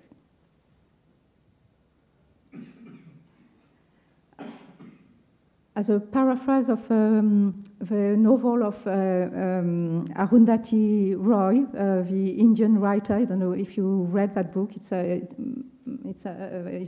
magnificent novel. It's called the God of Small Things. And here with Jacob, we have the gods of gods of small things. Jacob, in this memoir, takes over old arguments already developed in the Torah and in Jewish interpretations, where the idols are plated with gold and silver and lacking a spirit and a voice as dead objects. And he gives a social interpretation to the materiality of the idols. And this is quite original. He says, everyone took care to adorn his idols as much as he could. Some plated their gods with gold, while others with silver. Some plated their goddesses with copper, for they were poor. Those who were even poorer carved them out of wood and painted them that they might look beautiful. Others were so poor that they could not even carve them out of wood, and so, according to their means, they bought gods from potters. They set out to the potters that they might fashion small gods that are beautiful, pleasant, and worth the price. So the earth became full of gods and small gods, greater ones for kings and lesser ones for commoners, according to their means. So we have here a sort of social doctrine of idolatry with a hierarchy between idols according to what each person could afford. And so, taking over the topos of the idols covered in precious metals, Jacob reorients his interpretation sociologically and for a different purpose. He has started with a historical interpretation of the fall and destruction of idols with the appearance of Christ, and he sleeps to what he interprets as a new form of idolatry that formed within Christianity. He says, while the gods are plated with gold and the goddesses with pure silver, the crucified one came to them naked. He set up poverty over wealth. The sleeper, meaning Christ, woke up, brought down the gods, and crushed the idols.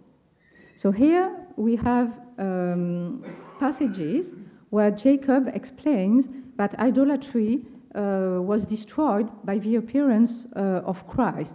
Christ himself was dead, but the dead one, after resurrection, actually crushed the dead idols. And so he creates an opposition between them and between the precious metals of the idols and the nakedness and simplicity of Christ.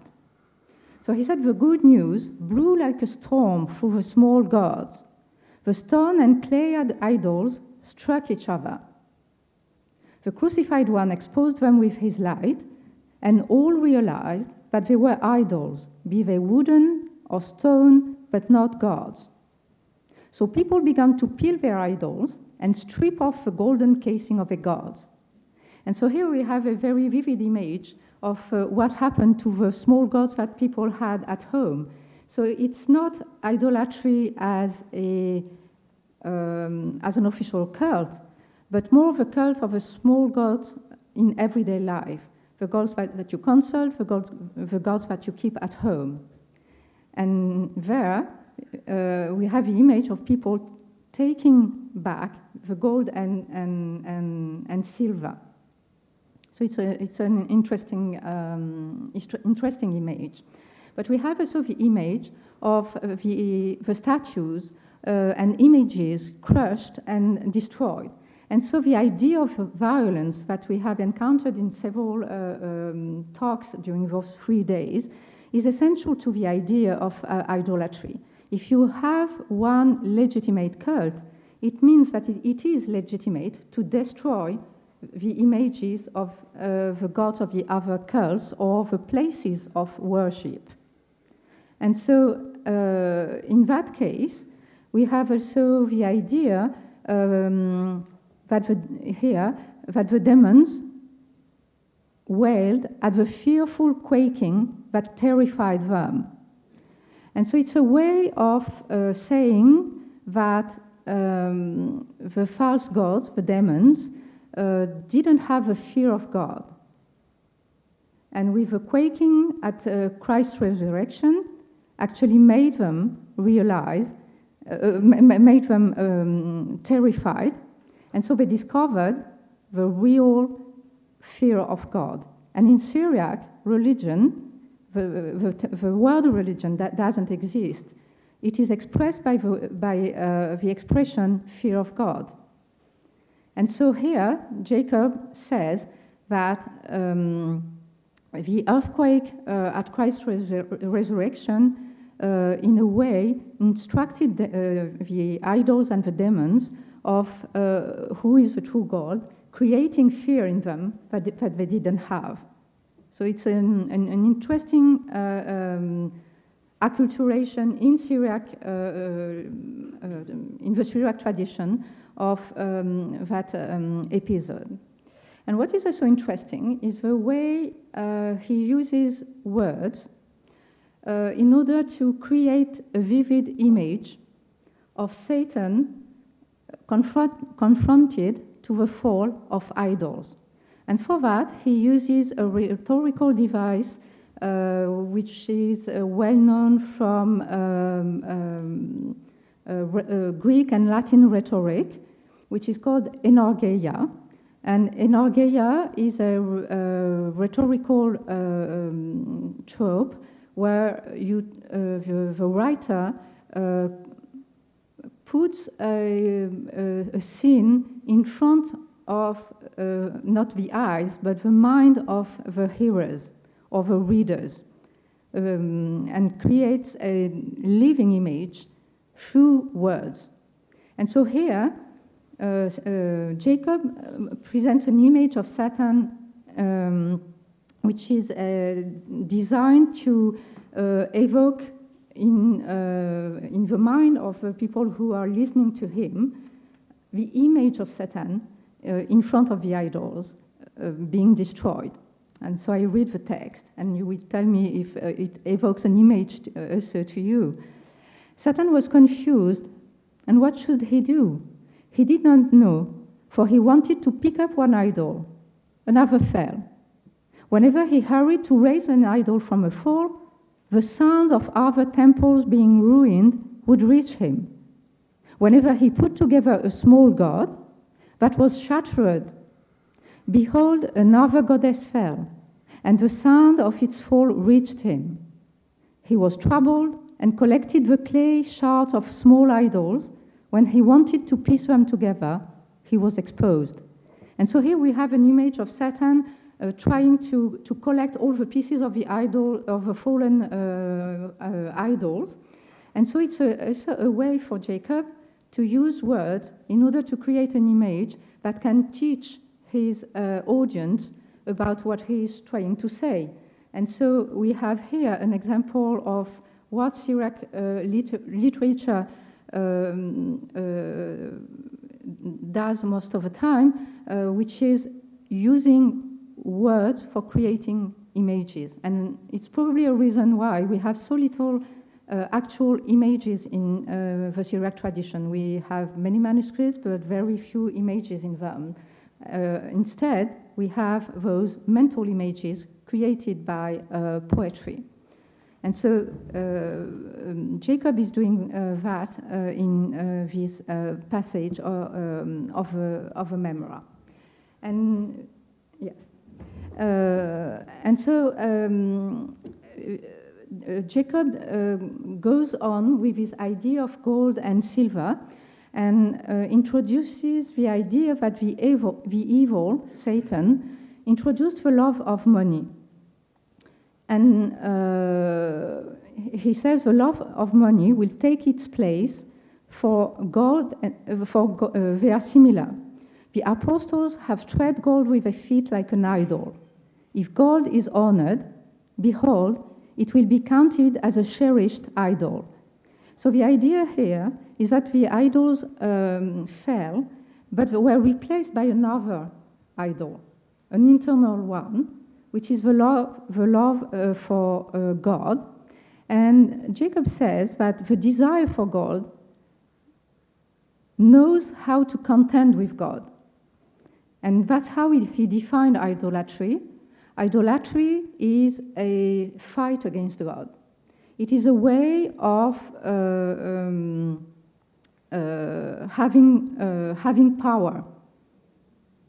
And so, in his mind, Satan substituted mammon for all the images, and behold, those near and those afar honor it. What is interesting here is that he not only mentions the fact that the love of God has replaced idols and that Satan is still the mastermind behind it, but he also mentions the fact that the images now are not the images of specific people. They are the images of everyone, those near and those afar. And so here we do not have anymore a distinction between or an identity between ethnicity and gods. Everyone is concerned by this new idol. And he shows how the love of money intoxicate the soul, and all its impulses, day by day, blind to decency. And of course, any relation to some files recently released would be just a matter of hazard. So he says that gold and God are the two lords in a fight, in a way, between the two. So he says that the love of money is a hidden idol, and we proclaim it analogous to Baal, which snatches human beings from God to hurt them. And so to him, idolatry, and that was the case of the ancient gods, and this is the case with money, are a power that ensnares human beings and brings them to devoid ways far from God. And he says that it is not that there is power in gold to become a lord, but human beings subjugate themselves to the gold's servants. And so here we have the same idea that the idols do not have power as such. It was the case of the old idols, and it is also the case of gold. And so it's more the way human beings behave towards those idols that is meaningful. So Jacob's conclusion is that the cult of idols is the love of money, and the last lines of the memoir are, "Blessed is the one who eradicated it from the faithful, lest they would own it." And so the conclusion can only be a moral one. So what I try to show with a few passages from this memoir is how Jacob had a double interpretation of the idols. The first one is a historical one. He refers to the end of idolatry with the beginning of Christianity. And of course, this is not a reference to a historical event, but it's a symbolic way of interpreting religious history. And from that historical perspective, he moves to a new interpretation of idolatry as internalized, as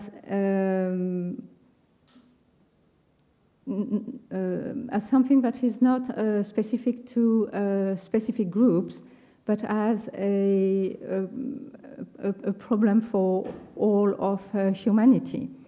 And so from the local gods, Mesopotamian, Greek and Roman, the gods of the Bible, he moves to another type of idolatry now that the idols have fallen. And so his interpretation is very much historical in a way, even if he doesn't allude to historical events. And he uses the words and poetry in order to make it a lesson for his audience. And that's why I try to show you today. Thank you.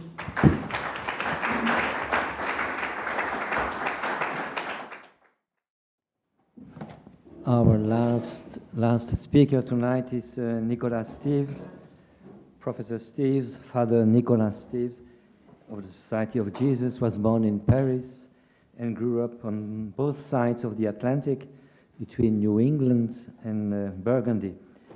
After studies in Paris, London, and Rome, he earned a doctorate in fundamental theology from the Faculté Loyola in Paris, with a dissertation entitled Grâce à l'imagination, intégrer l'imagination en théologie fondamentale.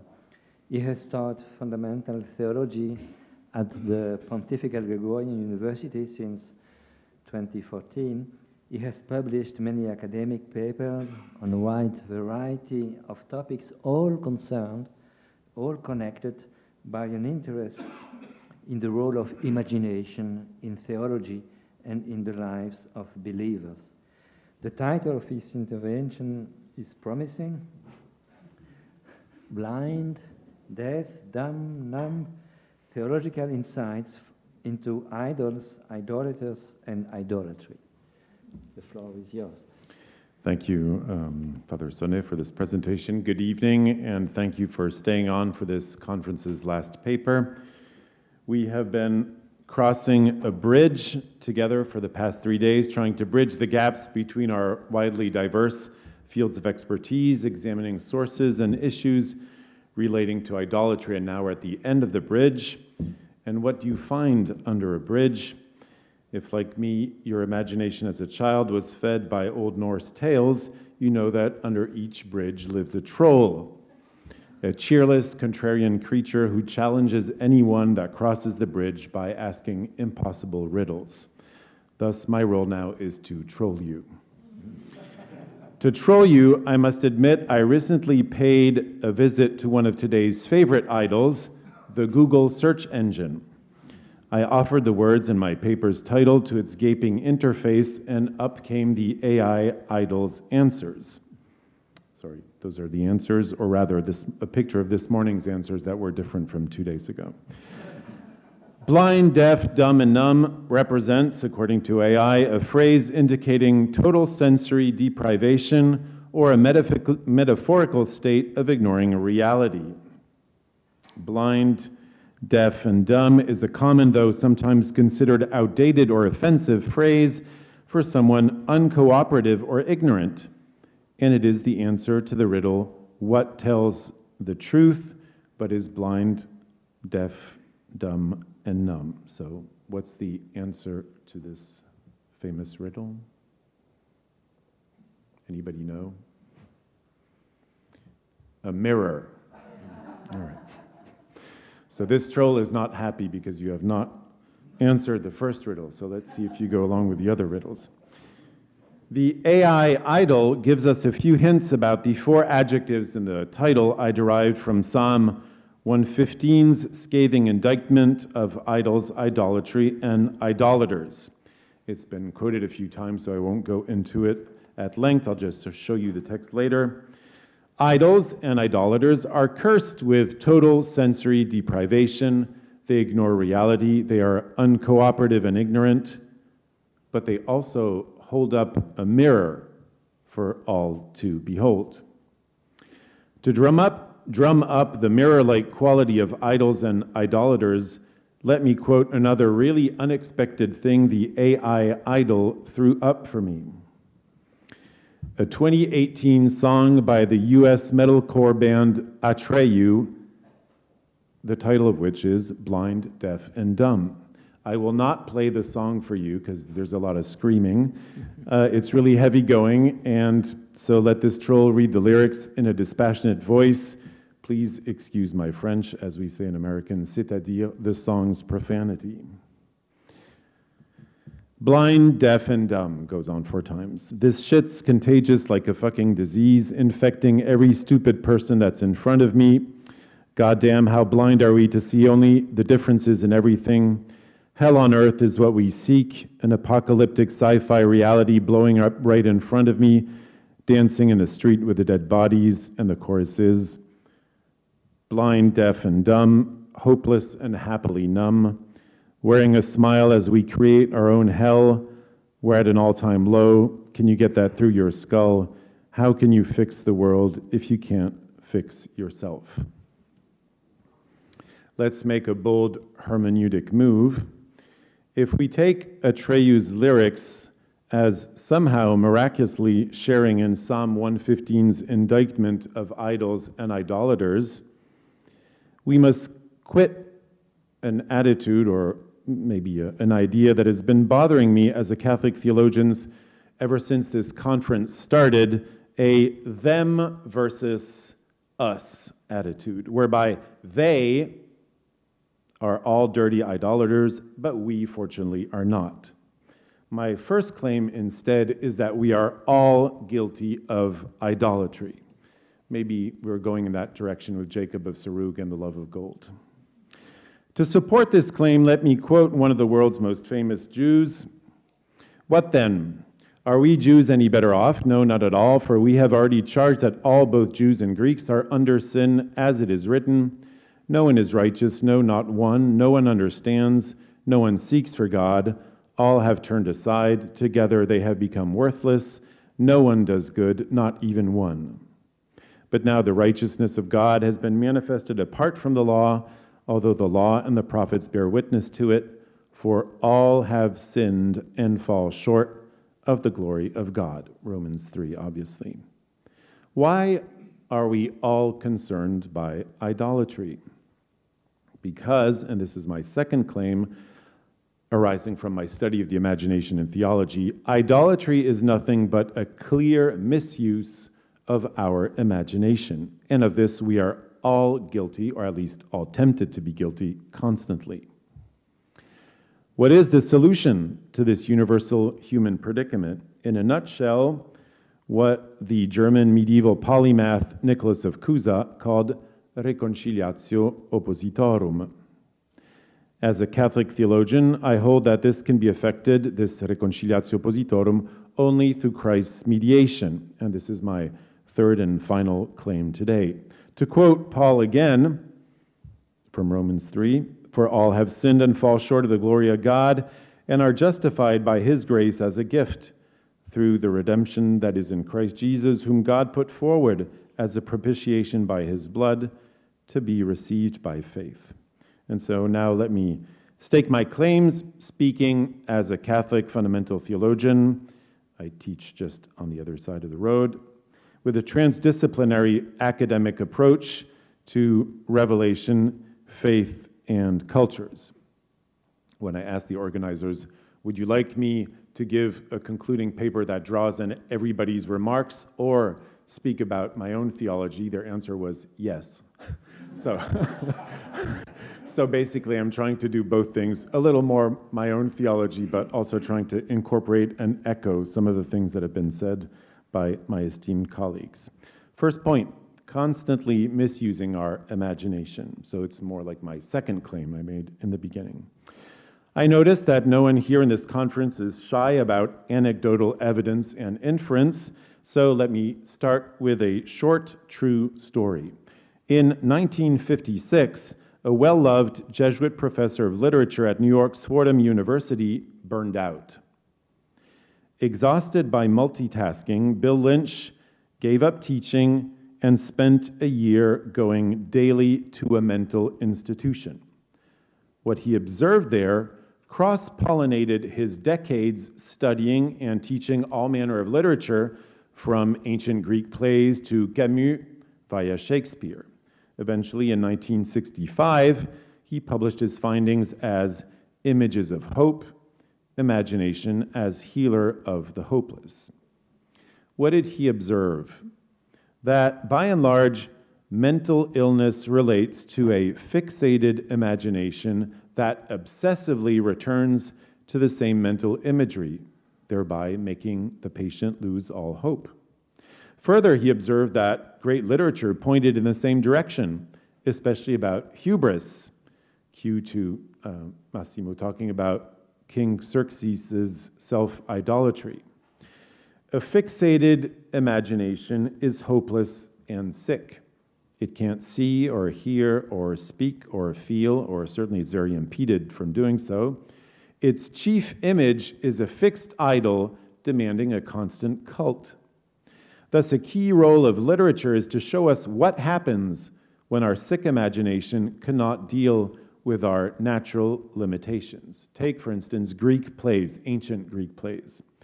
They teach us that when a person's hubris prevents them from coping in a healthy way with their limitations, because an idol like wealth or lust or wanting to be like God is depriving them of all their senses, including common sense, then tragedy strikes. Prometheus, Daedalus, Icarus, Oedipus. By contrast, comedy rests on someone coming to their senses and realizing that their limitations are a blessing. We talked about humor in rabbinic writings earlier this afternoon. The idol's curse is broken to comedic effect by the person falling down, physically or morally, or by any other means of laughing at oneself. So this is actually really contrary to the famous line by Lord Tennyson, "The mirror cracked from side to side, the curses come upon me," cried the Lady of Shalott. Instead, here, comedic shattering of the idol's mirror lifts the person's curse, restoring health and hope through a dynamic, flowing imagination, which now moves again, finally free from image to image, sending idols toppling over and over. The imagination's constant misuse, which brings on tragedy, can be corrected by comic relief, but this requires a few things. And one, to use the language of 12-step programs, is admitting you have a problem, one you can't quite control. Second point, idolaters all. Lynch drew his observations both from himself and other patients at the mental institution and from literature. But we would be very ill-advised to think that we're not all concerned, even if you don't have serious mental illnesses, although with academics, I don't know. At least the sure thing is that every human being, with very few exceptions, have some degree of imagination. At this point, I got to define the imagination, drawing on Aristotle and Martin Buber. This is a definition which I partly lifted from Lynch. Simply, the imagination is that which in us receives and forms images of things and persons. Its task is to imagine the real. Going too fast here, but you know Aristotle's theory in part 3 of the Anima, going from senses to fantasia, the imagination, then to reason. How does this relate to idolatry. Cue Psalm 115, which we quoted a number of times, so I'm not going to read through it, but this is where I drew the adjectives from for the title of my paper. The huge contrast between God, to whose name we should give glory, whereas the nations have absolutely useless idols, and this curse at the end. Those who make them are like them, so are all who trust in them. Such are idols, blind, deaf, dumb, and numb. And those who make them are like them, as are those who trust in them, idolaters. As has been mentioned several times today, we'd be wrong if we thought this only regarded material idols. All idolatry is real if it deprives one of one's senses, including common sense. It makes no difference whether the unduly worshipped image is mental or material. This is not just a theological issue of the idol taking God's place within a religious context. It's a psychological, existential issue which ruins actual human lives. I mean, just open your news feed and you see it all over the place. It has many names, one of which is ideology.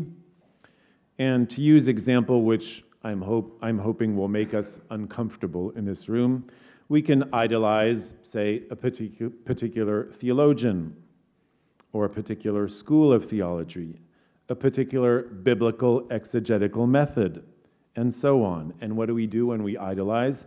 We sacrifice our time, our money, our freedom, and more to these idols, and often unawares. This is why it is deeply wrong to see the issue of idolatry as a them versus us issue.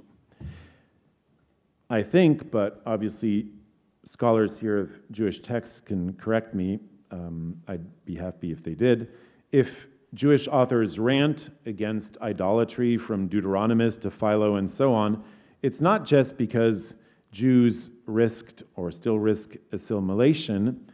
It was because these Jewish authors realized there was nothing special a priori about the Jewish imagination that would prevent it from becoming as idolatrous as the Gentile imagination. I hasten to add nothing special a priori, but there is a lot a posteriori, especially the gift of the law to Moses, as well as constant heckling from the prophets and wisdom writing, all within the narrative context of Israel's history.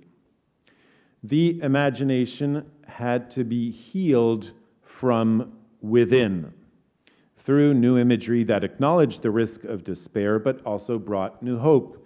A good example of explaining how the imagination can be changed from within is in the medieval Dominican theologian Thomas Aquinas, when in the Summa Theologiae, in the Secunda Secundae, from the 171st Quaestio onwards, he describes the charism of prophecy.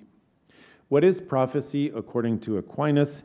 It's a divine gift, a gratia gratis data, whereby God sheds new light on images that may or may not have been previously in the prophet's mind.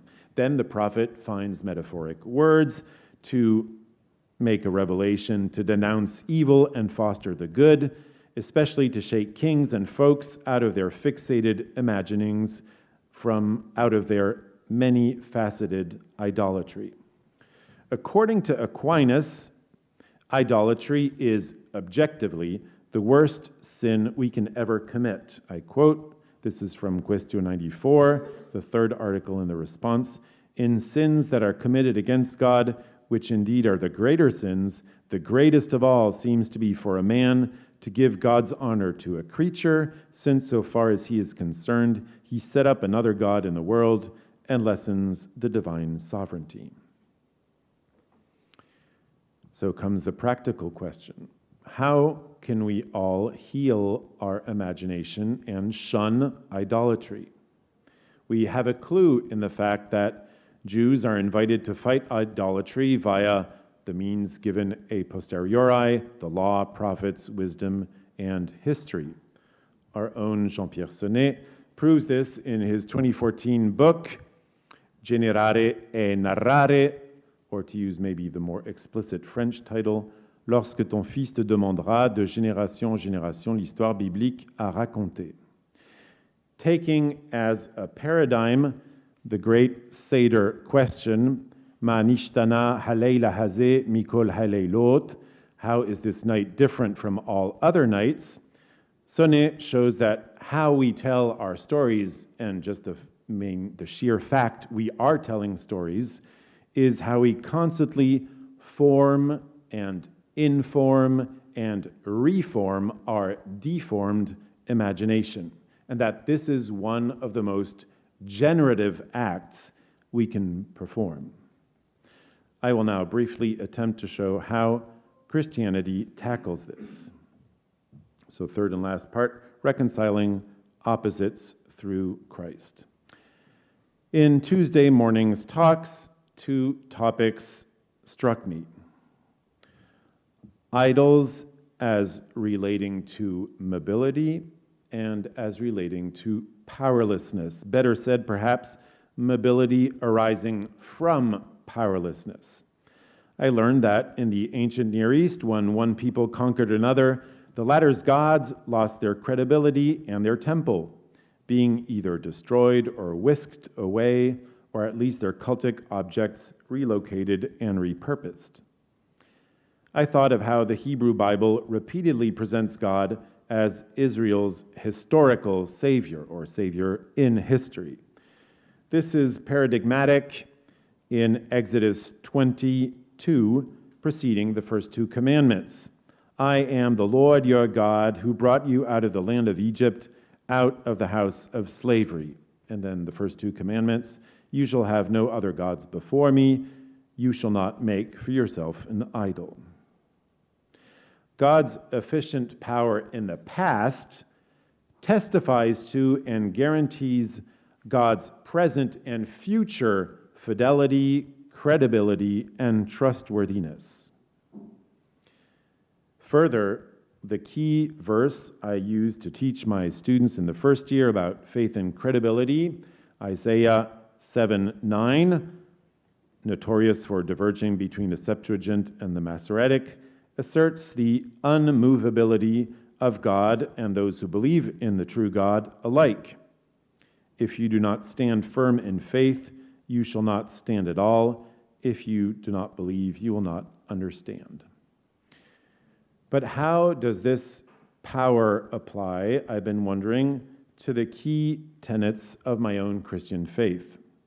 As seen on this slide or on the wall behind us, our Christian faith's central image is a crucified Jew, a spitting image of powerlessness, a body hauled over to a tomb, believed either to have been stolen or to have risen to new life.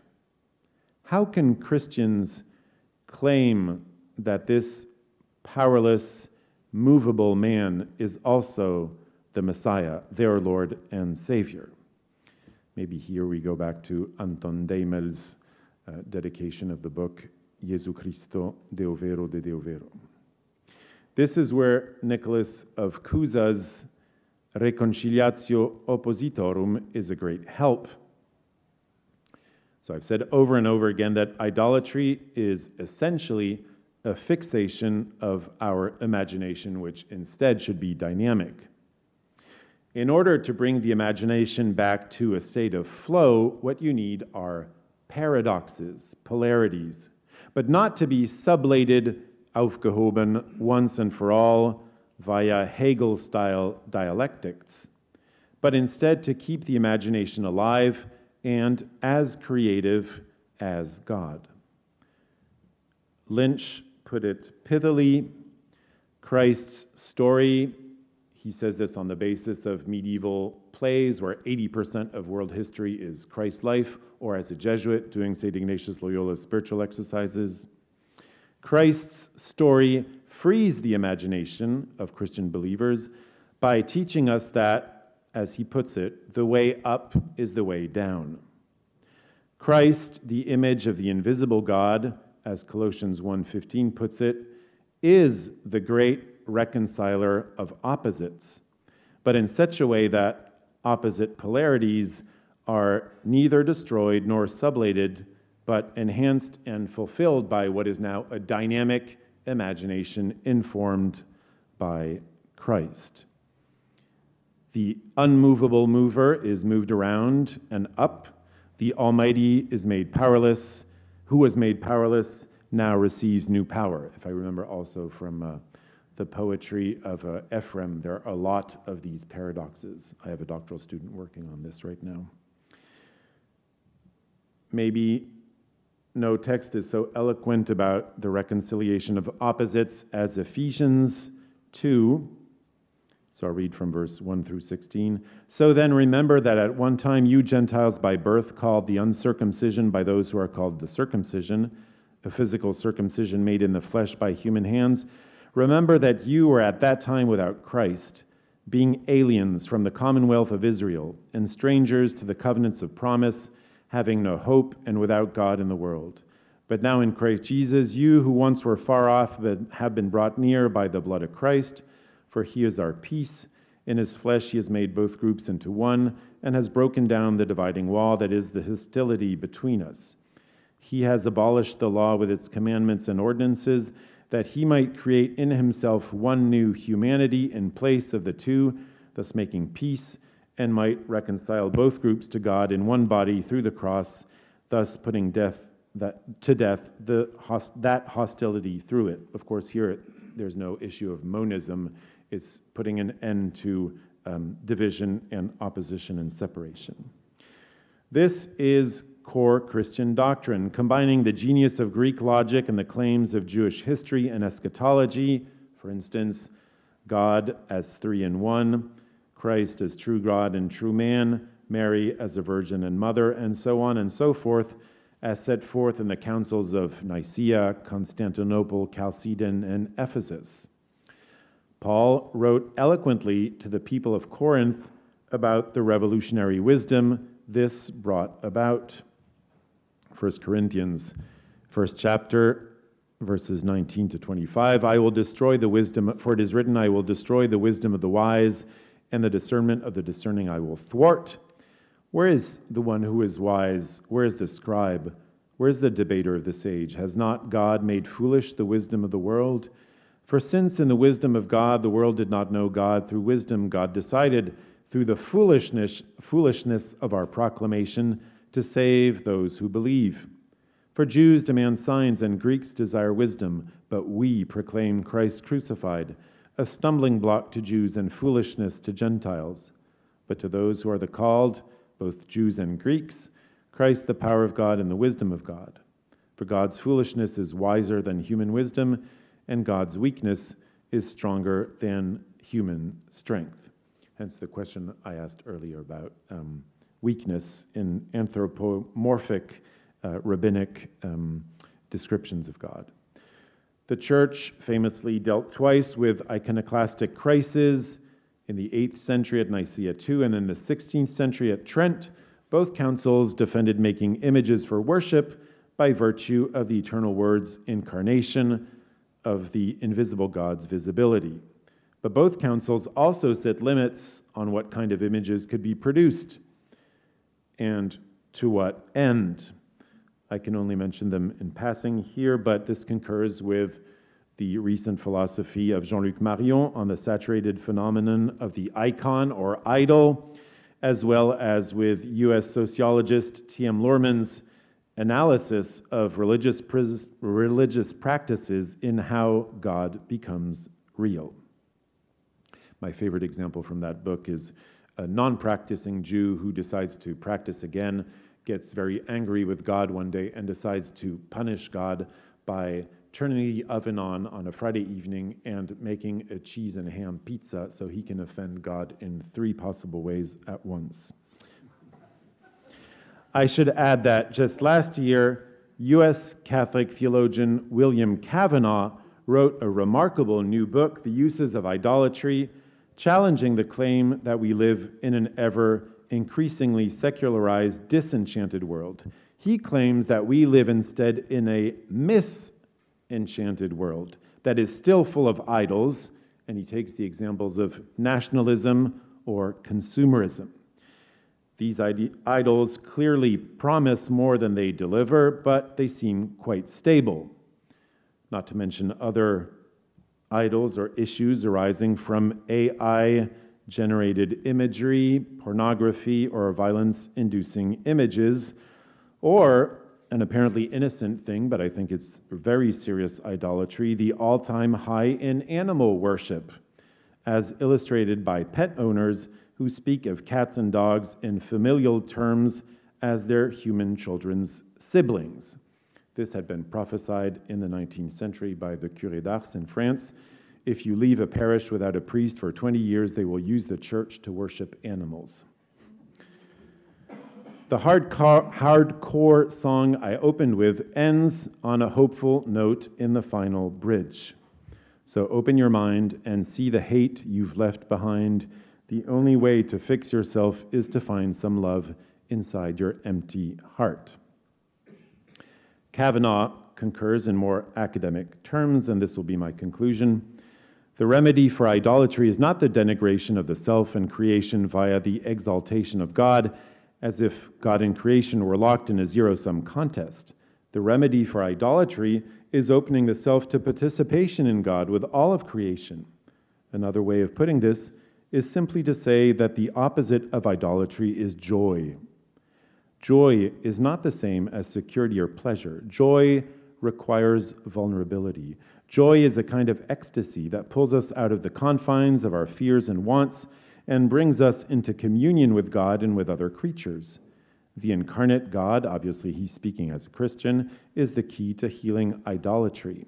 Now, speaking as a Catholic, he continues, we are called not just to celebrate rituals, but to live sacramentally, to practice the love of God we find in created things and in our unmanageable encounters with other people. Healing idolatry is not so much a matter of self-discipline, of getting our worship right, of coloring within the lines. It is rather an act of thanksgiving, Eucharistia, for all the good gifts God has lavished upon us. Healing idolatry is finally an act of grateful reception, a joyful response of being loved into being by God. So the troll lets you over the bridge, and may God heal our imagination. Thanks for your attention.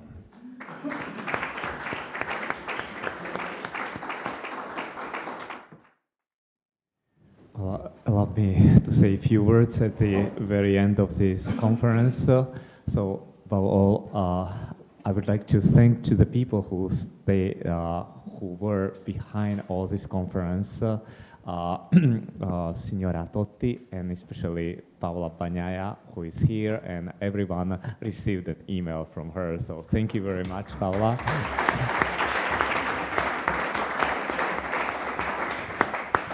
And you will still receive some emails from her. So, and then I would like to express my deep gratitude to Francisco Martins and Massimo Gargiulo, who organized this conference. So thank you very much for everything.